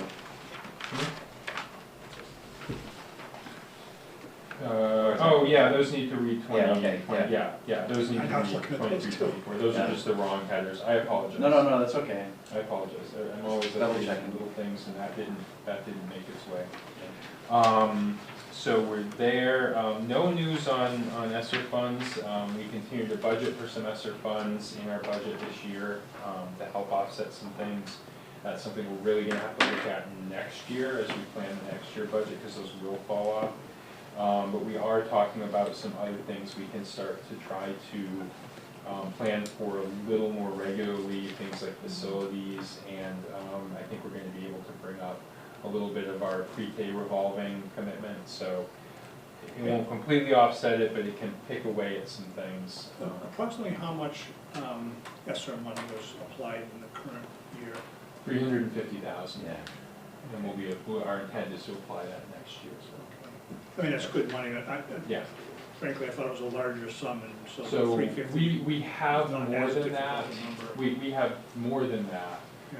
But what we're using to offset our operating budget is that. So we've hired, this year we had additional adjustment counselors. Those were off budget, so that was separate from what we offset the budget with. So it gets a little funky, but just so that, you know, we could make things work this year, and now into next So year. it's 350 that's in the budget. How Yeah. much is outside the budget? About Expenditure this another year. 300 last year and this year. And there's some money we're using for things like additional supplies Right. and things like that to help support. When does the 300 Hmm? go away? When do we reach the cliff? End of next year, cliffs next year, yeah. Do you So- think there'll be any more funds allocated? I know that Mar Healy, the Governor Mar Healy, Mar Healy, you'd think I could say it 'cause it's my own name. Sorry. I don't address myself in third person. Yeah. So, you know, there are certainly some budget impactful things on the table right now. One of them is, they're looking to bring the no-cost school lunch and make it permanent. Yes. That is actually for every district I talk to and ourselves, actually makes us fiscally viable. So one of the things that we can start looking at, if that becomes a regular, ongoing source of just to be able to fund itself, right, its own operations. Right now, we offset the cost of their health insurance. So the district picks up the cost of the health insurance for the people in food services. We can charge that back to the program. Historically, they just don't have enough money, right? So we can't do that, but we can charge them back things like health insurance, and that's something, as we start to create a program that's fiscally viable, more fiscally viable, we could have it be truly self-sustaining, where it pays for its own health insurance and even, you know, a portion of, say, the electricity and the gas bill. So, you know, that's where you start getting into it. Because I saw somewhere she was looking at that, she was looking at circuit breaker and some transportation, I think, but that was more pertaining to circuit breaker, so I mean, even if that helps to offset, we don't have, I think, super high dollar amounts in that. Yeah, Correct me if I'm wrong, but they're definitely looking help. at supporting circuit breaker as much as possible. So the real challenge is, subject to appropriation is the constant term, right? So every school district has had huge increases in their special education costs, plus the OSD 14%. So the state now needs to appropriate, if they're gonna keep it 75%, they need to appropriate enough to pay that 14% that OSD is allowed, plus the increase in costs and other programmatic needs and things like that. So, you know, I think her goal right now is just staying at that 75% commitment. I think she would love to get beyond that. I'd love to. Yes, she seemed to think that she was gonna try to get beyond that, so fingers Yeah. crossed maybe. The other challenge is the multiple buckets of money. I remember one of the year it went up to $60 a student, part of the way that was gotten was by reducing other sources of school funding. Because I know the SOA is another huge thing, but we don't really, we get nothing from that really, so, which is kind of. We get a lot of bummer. work and not a dime. So we have to provide a SOA plan / report every year, and we get nothing. Is that from our SOA director? Yes. I submitted it last year. So thank you. It's a big impact. Yeah. So that's really the bulk of it. I think I talked about special education circuit breaker. As we get into technology discussions, I've been back and forth with the towns a little bit over the switches. So we put in the order for the switches. Everything was great. About a week and a half later, they called us and said, we don't know if we can get it before July 1st, get all of the equipment before July 1st, supply chain. So I've been back with the towns. Fortunately, the funds last beyond July 1st, so we should be fine. I just wanted to make sure that it wasn't a one-year appropriation. I think as long didn't as imagine the town we encovers were- the funds, I yeah. think it's fine. We did look at other vendors, so when Bill found out that they were gonna have that long a ship time, he started calling around to other vendors, and that's an ongoing issue with our friends at Cisco. So it's just a supply chain for the chips, right? All of the routers and switches are computers. They're like little computers that do work, and they all need chips. So. And COVID is still not so great overseas, so, yeah, Yeah. understand that.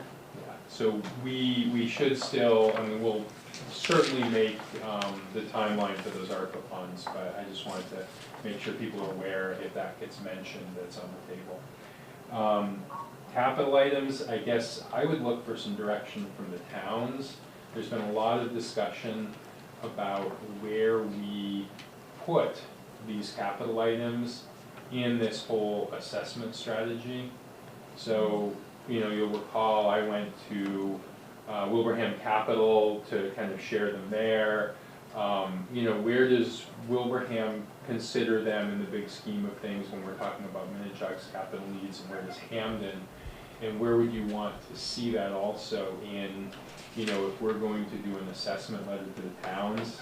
Last year I lined it out kind of as a separate item, but depending on where we get to, I don't know, what the towns are gonna be able to do, or what the school committee's gonna vote, things like that, but just food for thought, something to think about. We can talk about it next time, we've got time before we put the final package together, but I just wanna make sure I'm presenting things in a way that makes sense to the towns. Capital action, Wilbraham hasn't met yet, so. But they need to lie outside of the assessment. They don't want to be part of the assessment. No. Right. No, I think Yeah, that's so we almost. want it to be separate, but we need it to be like those are our one-time. One-off things, So- one-time things. They belong. So looking at the capital expense items, Mhm. so, like, so where is all this stuff going? Because that's gonna determine, whether it's capital. So obviously the safety glass here, so, I mean, I don't know really how you even do that, right? It should come out of the You were talking about stabilization. getting that from ARPA, weren't you? Or, Well, so we reached out to the towns and asked, is this something you might be able to do from ARPA? Do we have, Our initial understanding was that your ARPA funds were all tapped out at or Wilbraham. not? Okay, so. Last I heard they were what, 790 or They got 700, 800,000 just dollars, under I'm a not sure. billion. So I have since, who brought it up at the last meeting? Patrick. Patrick brought it up at the last meeting that there might be still funding $700,000 available. possibly. So I've Just under reached a out to both town administrators and asked, and they're going to bring it to their select boards to see what they're willing to do. But even capital dollars should be outside of, they're Yeah. separate from the budget.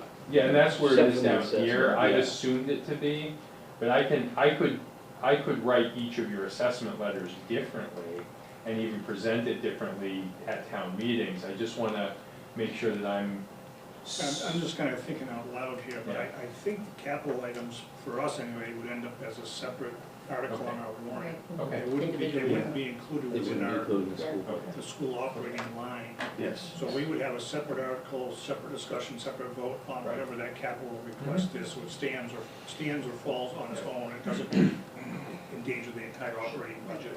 As the road, exactly the same. Safer The word. capital is outside of the budget, it's not part of it.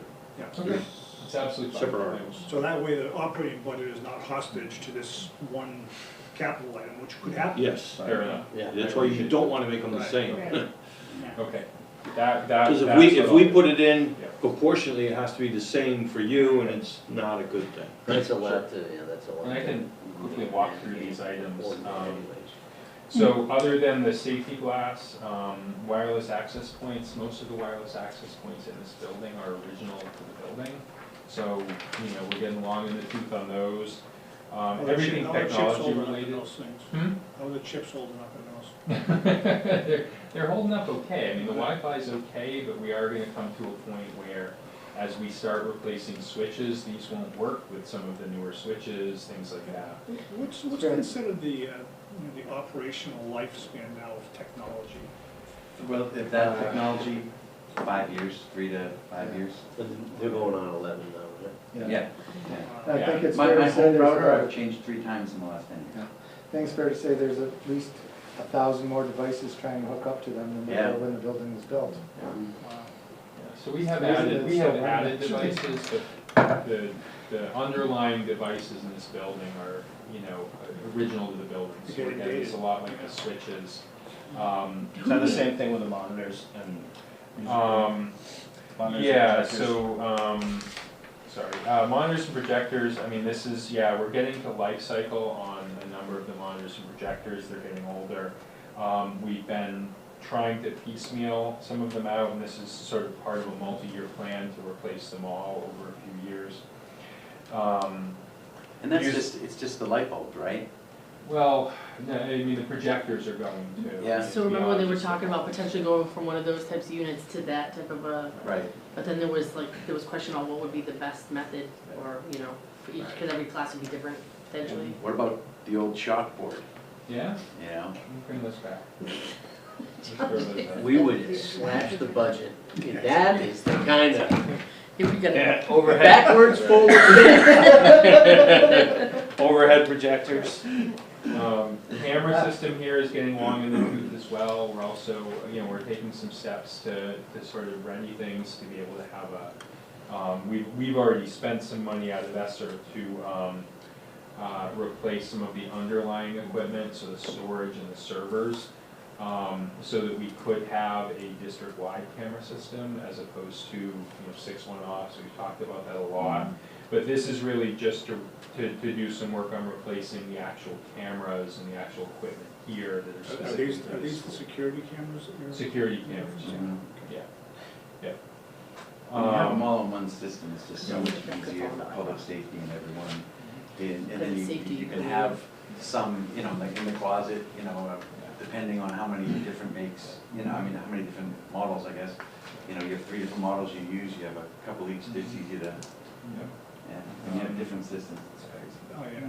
Cameras, oh, go ahead. This should all be one system here, right? I mean, this, Yeah, this building is all one Right. system, but we have 6 different schools that are all their own systems, kind of. We do have a little bit of interoperability across platforms, but, you know, it's very hard. If there were a need for, you know, usually when you have an emergency at a school, you would have the central office. We don't go rushing to that building. The central office would be logistics support, right? And we may need to relay information to whatever, we may need access to those things. We may need to do investigations of things that happen.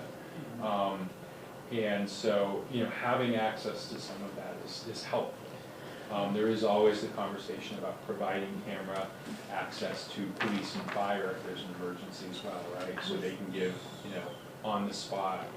Do they have access now? No. I'm pretty sure. is that by design, that they don't have access?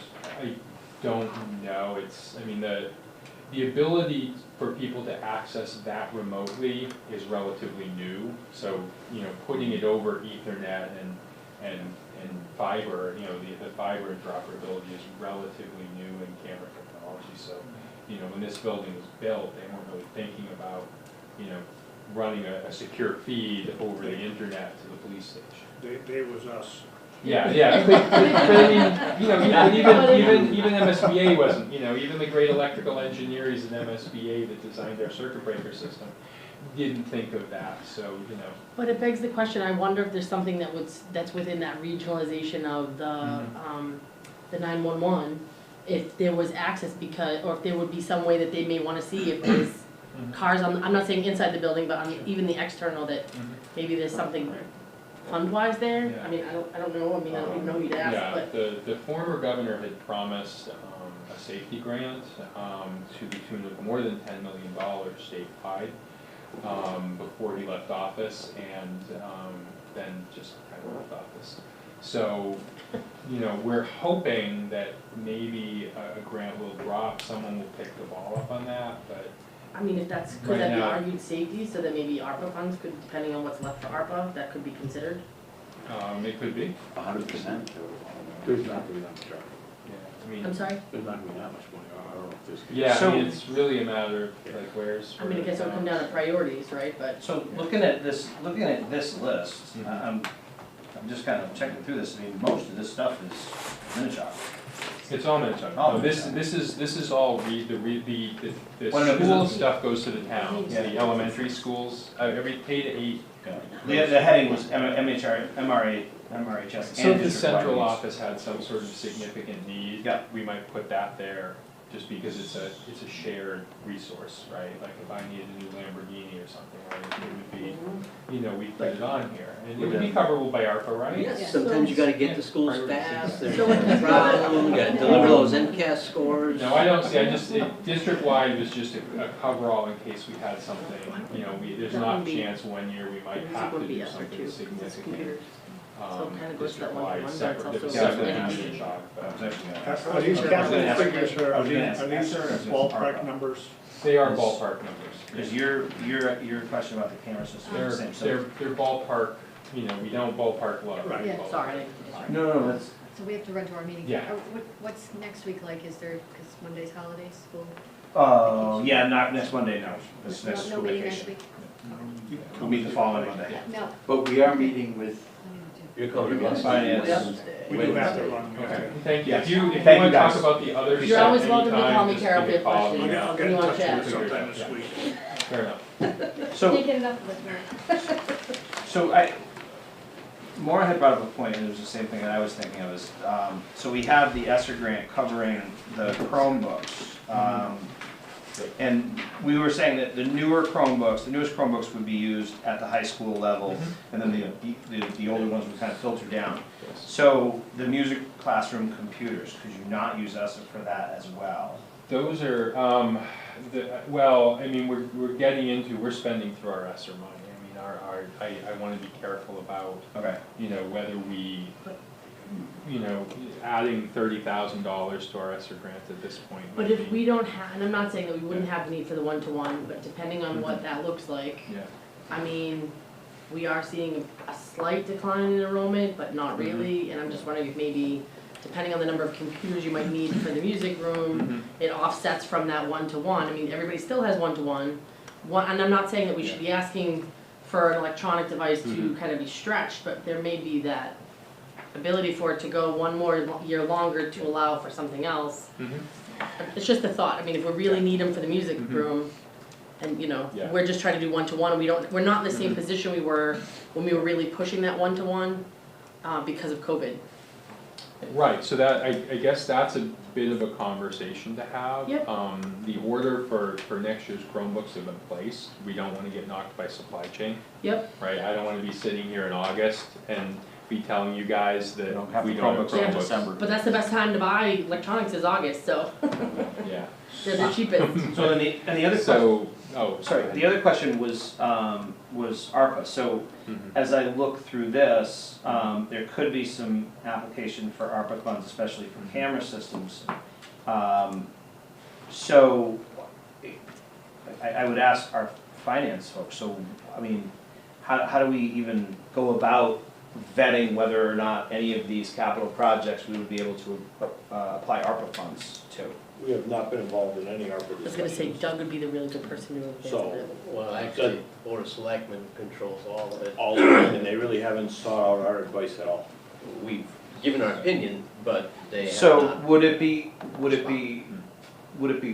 wise for us to send them a copy of this list I would say. and then ask them if they would consider applying ARPA funds?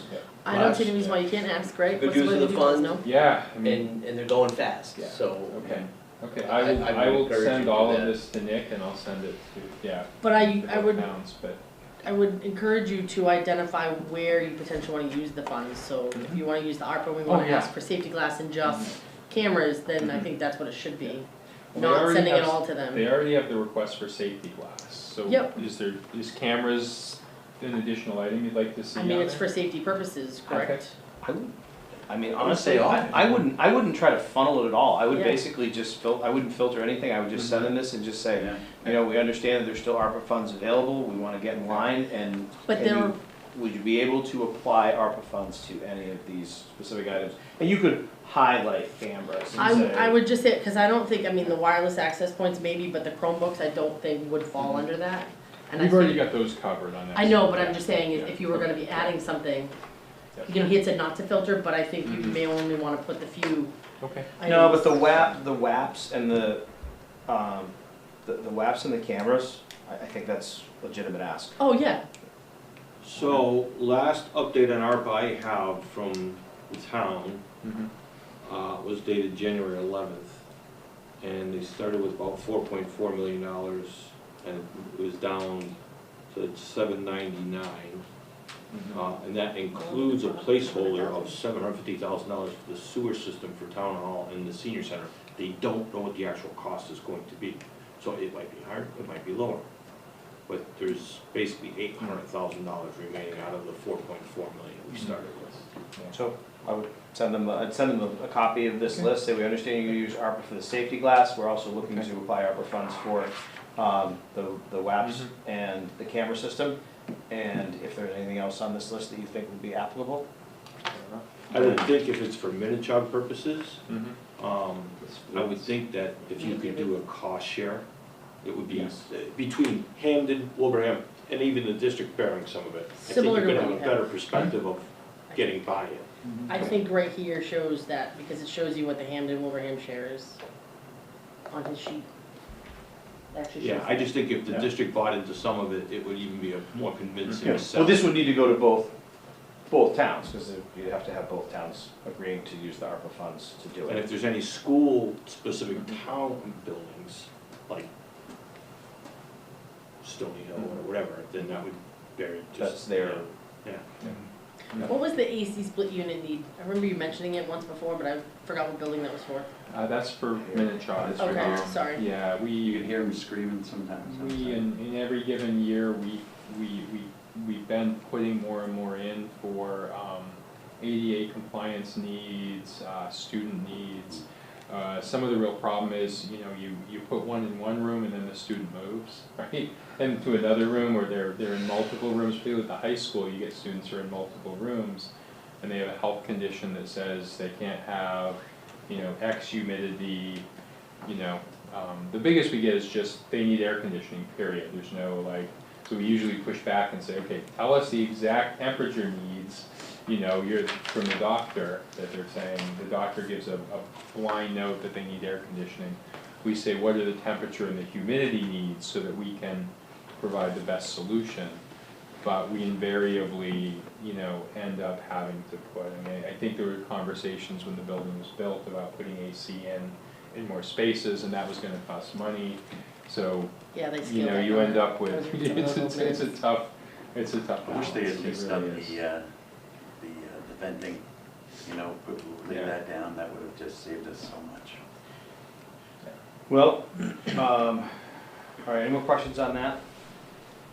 So we got a few minutes left. TWB discussion, we had talked about, that came up at the meeting last weekend, or last week, when Patrick had made a motion to have the administration explore the closure of TWB and the costs associated with moving the office space and the programs that are currently housed there. Did you guys get any preliminary numbers for So that? we've had, we're trying to get a sense of, so the challenge is there's a domino effect, right? We need to find space for, say, Gina's offices and things like that. So we've had the initial conversations with the district leadership team about, where might we be able to move things. On Wednesday, I'm sitting down with Mike, Ed, and Dave in the morning, and we're gonna kind of pour through what we think the cost of physically moving, and then the cost of some potential build-outs, and then probably project for some potential domino costs, right? So there will be, once we move people out of one room, we'll have to. So I think Steve, for example, identified some space here that might be utilized, but if we pull the sort of use of that space out, he can move it somewhere, but we're gonna have to do a little bit of work in that new space to make it usable for that purpose. So that's the domino effect, right? But I know that some of the people that are in some of the offices here Mhm. used to be in cubicles when I first got into the Sure. school committee. Sure. And so then it asked the question of how many Yeah. how many jobs have been added to the front Mhm. office? And is there the possibility of considering outsourcing any of those I don't- functions just for cost purposes? I don't of- know which jobs have been I don't know, added. so I- they weren't all those spaces originally. But there's one office that has a body in it, I don't know the name of the body. So We used it to do all of the offices in the back were empty when Al was the superintendent, because we used one or two of them for, when we were looking at the, doing his, Artifacts? yes, that's the word, thank you. I never did it in that room, I always did it in the back hallway. I don't ever remember using it. on Yeah, the meeting room. the room was full of all of his artifacts the first Yeah, I 2 years I don't was know. here. Yeah, I don't know. And then if someone else was here, someone was in the other office. I mean, I have not added a position since I've been here, that's Right. all I know. I mean, I know that they went from 2 kind of central office curriculum people to 1. Mhm. Right before I got here, there were 2 curriculum people in the Mhm. central office, so Julie Keefe and Tom Mazza more or less, and then Julie Keefe moved into a different role and eventually left the district, and we didn't replace that role. Yeah, her office I actually thought went to TWB. Okay, yeah, I don't, well, she moved to TWB because that's where she was remote teaching out Yep. of, I think, yeah. Wasn't so much an But office move. but- Student services used to occupy the whole left side of the office. Yeah. So I know Christina Gagnon took my old office for Yeah. privacy purposes. So you guys all moved over to TWB? The whole student Yeah. service department moved to TWB. Okay, Yeah. all right, so Which is changed. might have more clarity on that for Thursday. Okay. There's one other piece of this, which is we have to figure out what our lease requires with Hamden. Yeah. You know, Okay, keep that up. that's a building that has a lot of community use. If we, I can tell you right now what it requires you to maintain the building in usable condition, which means you have to keep it heated, you have to keep the parking lot plowed, you have to keep the grass mowed, you gotta keep the bushes trimmed, you gotta keep it usable, you have to have janitors in there cleaning it, so everything remains the same. There's nothing that really changes, other than the janitors probably won't have to clean the offices because nobody will be there. But they still use it for community events, they still use it for town meetings, they still use it for rec basketball, and for adult basketball. So we still have the obligation to maintain that building per the lease agreement. And I think this year they were doing the Strings and Friends over there. Oh, are they doing their, Mhm. When they do their rehearsals? their productions, Yeah. there's some double booking. So, I But think that it's- brings up the yeah. point of, so I know that there's other accounts that get set up in the use of TWB. I'm not saying for like the Hammond side of it, but where do the funds go when someone is utilizing the parking lot or, Mhm. you know, just the use of things? Yeah, we have a facilities use account, and that, a piece of that goes to offset the costs of custodial. So Yep. we have custodial costs related to it, and then that is something we're looking at. So we have, a bit of a balance. The intent is often to use it for maybe some one-off costs related to maintaining the buildings and keeping things up. Can you bring that information to our next meeting, just so that people are Bring it aware to of the school committee following meeting? meeting, yeah. Yep, Yeah. I'm not thinking this week, yeah. Yeah. calling. Just, I think it'd be interesting to see what, if there's extra funds there, what the, I mean, I'm not Yeah. expecting it to be, We have a meeting this Thursday, right? yes. And it's at Mile Tree. Mile Tree. Yeah, no, I'll bring it to the one after that. I can bring some Okay. information. I just wanted to skip over MSC for a minute, and just because I know Gina, we had asked last week about the pre-K programs. And there was a proposal that was set up to increase the tuition for the pre-K program. We had asked for some numbers from the community, so, which one? So what I found is that Ludlow is $31.50 a year, where our current rate is $3,000. Is it comparable in It's- like half-day? It is comparable. It's 8:45 to 11:15. It's 2.5 hours. Ours is 2 hours and 40 minutes. So Ludlow's $31.50. Southwick is $3,000 a year, and again, it's comparable except it's 10-minute shorter sessions, Okay. same as Ludlow. Long Meadow only has 2 pre-K classrooms. Their rate is only $2,200 a year for some reason. I'm not sure why it's so much lower. Okay. West Springfield, I think it's due to their population that it's free, integrated preschool for peer partners. They don't. But we all know where their budget is Yeah. and where their chapter 70 is. Agawam in East Long Meadow, it looks like they have 4-day-a-week programs. So the rate is, for Agawam, it's $2,000 a year, and the program is Monday through Thursday. So if you calculated that out for 5 hours. days, it would be like $2,400. Okay. And East Long Meadow, same thing, for a half-day program, $2,200 a year. But if you made it a 5-day, it would be like $2,640. So- I did talk to their finance person. They're increasing it, East Long Meadow is increasing it by $300 for next year.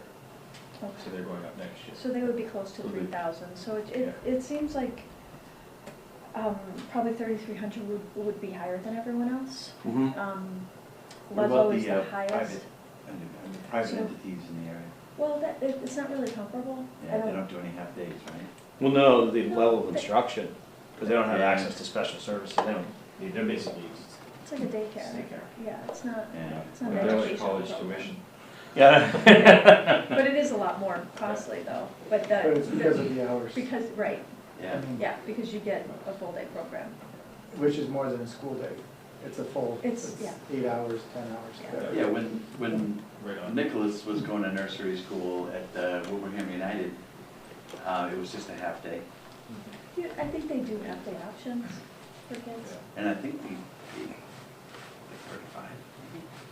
I don't remember. They had us paying every week or something like that. I don't have the memo in front of me, so we were gonna go from From 20, from 3,000 3,000 to to 3,300. 3,300. Okay. So is that all right with people if we make that recommendation to the full committee on Thursday? I don't see any reason why we wouldn't. Okay. Perfect, all right, and then MASC, did you guys wanna spend any time talking about the MASC resolutions? I think we had some discussion about it at the last full committee meeting. I think it was just a matter of, I think at our level, it's just how do we want to draft it, what do we want to say, and honestly, I think that could be something that we could put off until, after the budget is approved, and then it's Yeah. just a matter of we could get together as like a, just having a I've conversation started about what it should drafting. say, yeah. Yeah, I've started drafting already, but it's just, and then as I started writing it, I was like, wait a minute, there's a certain format that they have. Yep. So I was going back to the format, and then, that's what I was. How, thou, shall, all that stuff, so. So I think that Whereas. Yeah. I think the discussion that we had at the meeting, and I know Maura, you were taking more of kind of the utilitarian stance of, what can we actually impact that the MASC might be able to latch onto? And then there was other people that had more kind of aspirational goals Yeah. as far as the resolutions. I mean, as far as for this committee, I think that really that we just need to sit down and figure out what exactly do we want to ask them. I mean, I don't care whether So- it's aspiration or utilitarian, I just think Oh, that yeah. it's really important that, because I think there's some stuff that when we talk about special education funding, I mean, that's something that is, that's statewide. Yeah. So, and I doubt that we're gonna be the only district that submits, you know, a resolution Want to people them. to vote for it. But believe it Yeah. or not, that may be one of those ones that someone says, hey, look what came out of Hamden Wilbraham. Right. And they jump on that, and the MASC may say, hey, that's great, we wanna do that too. And that may be something that, it may not impact next year for all schools, but it could impact the following year. No, but hopefully I it'll mean, you just- don't know, I'm just Hopefully saying. it'll just put it on their radar screen. I'm sure it already is. I'm sure that districts have been, you know, screaming about this for months too at the state level. You know, this just kind of formalizes the. But the fact that we get no, like, you know, if the governor's goal is to really 100% fully fund the SOA, we don't have any impact on that at all. That doesn't impact us at all, other than to what Aaron says, he fills out paperwork, which is more of an expense to us than it is a credit or, you know. So We don't I'd gain like it from us to it. have letter writing days, you know, where we, you know, put a form letter up and send it out to people and let them fill it and send it to whoever, a QR list of codes people. for the reps. Yeah, seriously. No, I meant that joking because we've gotten them in the past, but. Yeah, I don't know if we're actually. I don't know that we can do that. I don't know if we can do that. But I'm not saying that we couldn't encourage our constituents to do that. It wouldn't come, the form letter wouldn't come from us, but I know that there are some other groups, like you could probably talk to one of the groups in Wilbraham, like whether it be capital planning or some one of those. I don't know how that works. I just know we have to, there's a fine line for us to follow, but I definitely think we need to utilize, I mean, even if we do it once and nothing comes of it, you don't get it if you don't try, so. Yeah, I think you just. But I think if we wait till after the budget's done, that it could, we don't necessarily, I mean, if Mark wants to come and listen to us brainstorm how we wanna wordsmith a letter, or, cause there are steps to how it has to be written and like the way it has to be Yeah. written. Yeah, That's well, something we can totally work on after the budget's done. yeah, and we can also. We should require Mark to come. We should also. I'll pass it. We should also just contact MASC and just kind of. Well, do you give want me to them- call? It's on their Glenn had website. All that offered stuff to is on come there. out here Yeah. and talk to us about the resolutions. Do we want to have him come to a subcommittee meeting and do a workshop with us and help us crank? We get it to where we can get it and have him fine tune it and see what he thinks?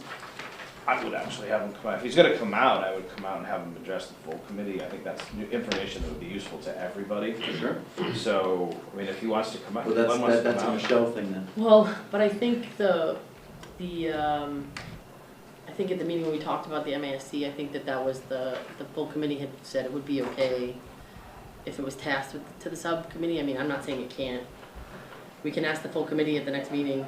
Yeah. You know, it's a future question for a future agenda item, but. No, I think The committee can tell someone, you know, you can write this letter. You write the letter, you send the letter on behalf of the committee because you were given that power by the full committee, you know. Mhm.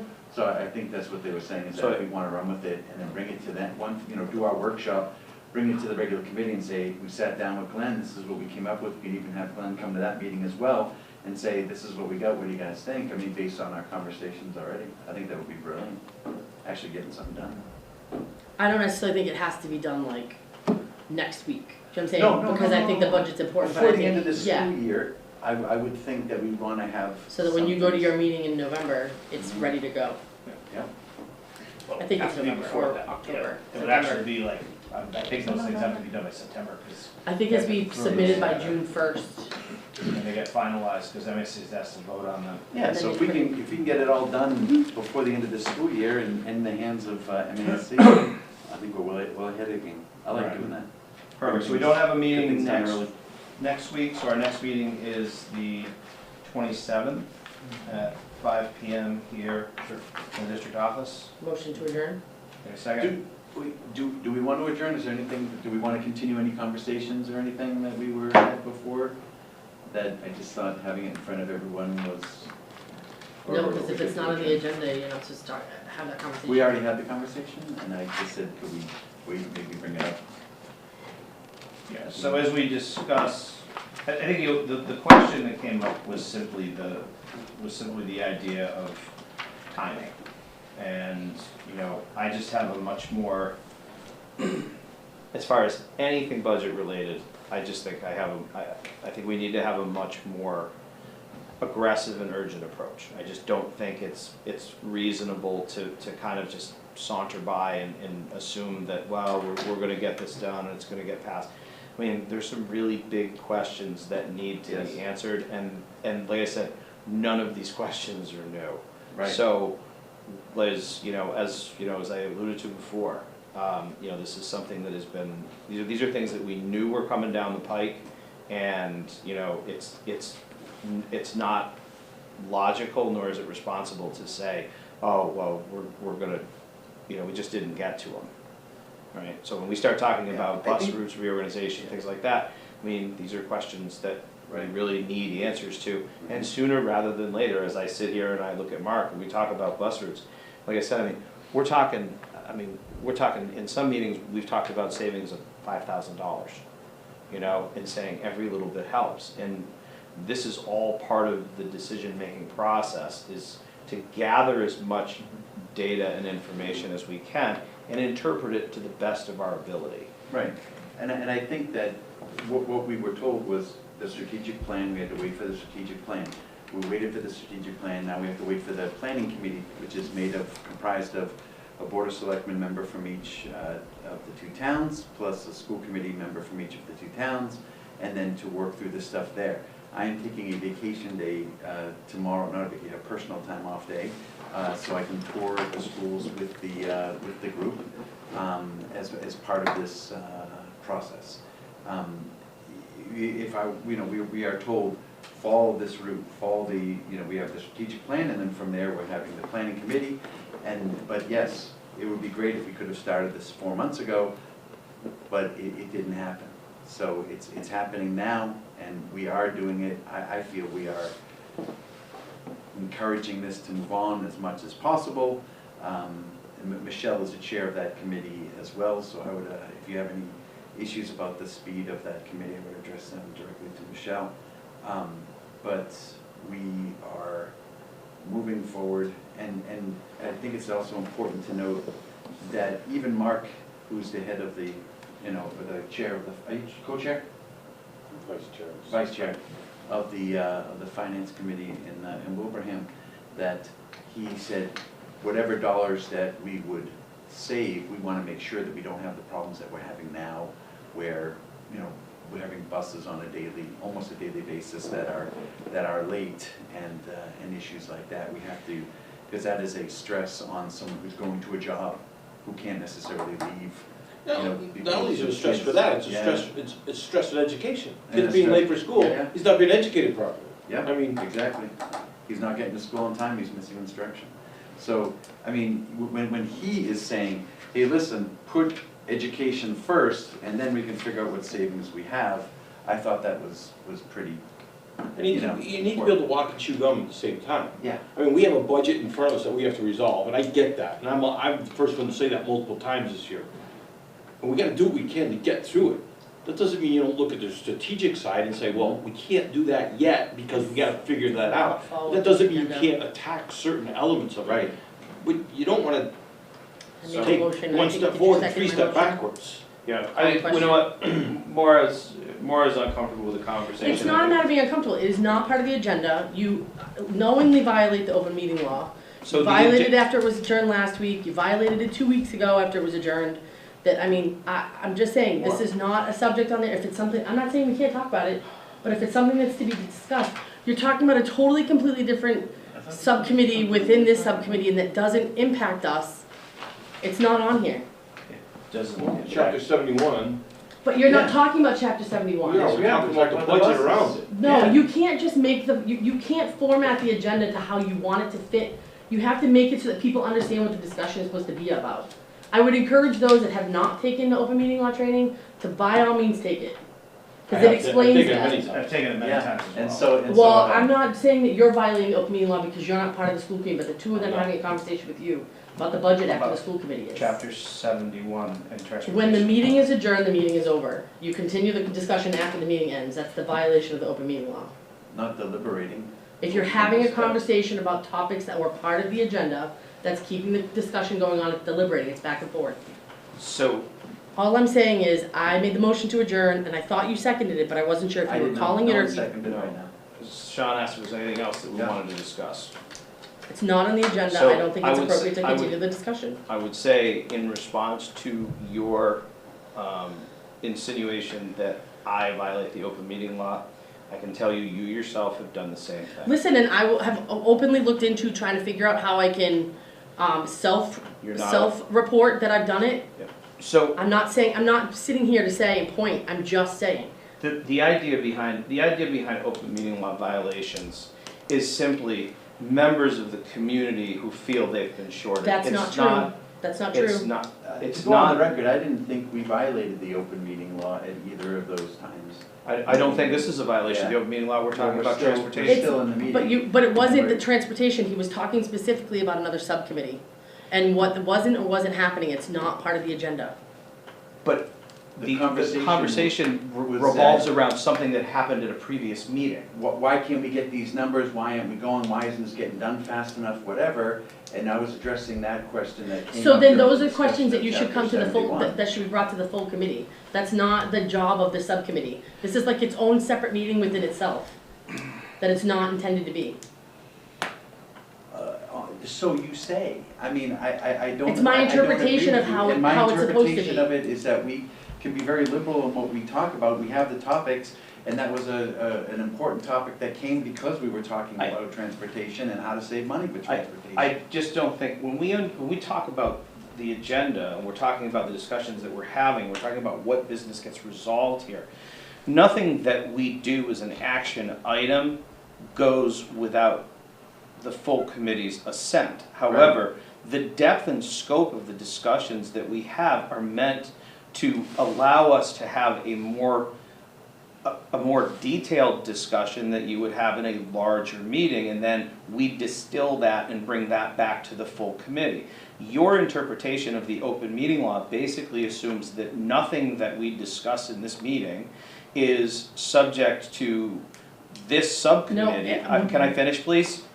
Because nothing due to this subcommittee, it has to do with everything that the full committee talks about, which then obviates the question, why would we even have a subcommittee if every single thing that we discuss in this subcommittee has to go back for deliberation to the full committee? That's exactly what I'm trying to figure out, because everything we talk about in this meeting then gets talked about Thursday when we have our meeting. It defeats the purpose of participating in the conversation 2 or 3, 4 times. So that's up to- Usually the subcommittee is tasked with things that the full committee asks them to look at. I would encourage you to look at other school committee agendas to see what other school committees, subcommittees are looking at, because we don't have those same type of discussions. Most of it is I sit here and I listen to you pontificate about different things and your opinion on stuff, to the point where even the beginning of this meeting, when you were talking about where we would have been with the 5-year plan, I'm not disagreeing with your opinion on something, but I'm trying to stick to the point of the meeting and why we're here. So, but you're saying that we're out of order and that we're violating the open meeting law when we're clearly discussing transportation issues within the But that's district. that's not in the way of which the agenda reflects, and you're just going back. You're out of order even on the agenda then. No, because now Listen, you're talking. I just want it to be known that it's 6:16 p.m. I'm leaving the meeting. Okay, terrific. Do we not talk about the budget at the budget subcommittee meetings? And don't we also take that to the full committee and talk about it again? We do, Okay. we do. I'm not really sure what her interpretation is. Yeah, and I guess we're not gonna find out because she ran away rather than finishing the discussion. I know. So, bottom line is that the conversations that we have here, I think, Sean, you and I have spoken about this, any subcommittee. Yeah. Any subcommittee, the idea is that the discussions should be of a scope that allows you to drill down onto an issue and then allows you to make recommendations back to the full committee. So I disagree with her interpretation entirely. If a discussion of Chapter 71A should bring us to a discussion about the work of another subcommittee, so be it. That's, and by the way, the work of another subcommittee that was actually discussed in the previous meeting. So the confusion, I think, rests in her misunderstanding of what the open meeting law is meant to do. No, she said it herself. She wasn't sure of what it was and she was looking for clarification. I think that we just need to dive deep into it in a full committee meeting with everyone. What can you talk about, what can you do in a subcommittee and what you can't and stuff so that she can feel more comfortable. We're gonna have Glenn come and do that. Well, I would say that, I would say that if we follow the recommendation, then the only question that I have to ask is, why have a subcommittee? Right. Because we're not gonna have those discussions, then we're gonna do it all at the No, I full think we committee can level manage the anyways. discussions. I think that's. Well, Yeah. that being said, you wanna second the motion to adjourn? I will second the motion to adjourn. All those in favor? Aye. Alright, we are adjourned 6:18. Mark, John, and I are on for Wednesday. Next week. What time is that? Next Wednesday.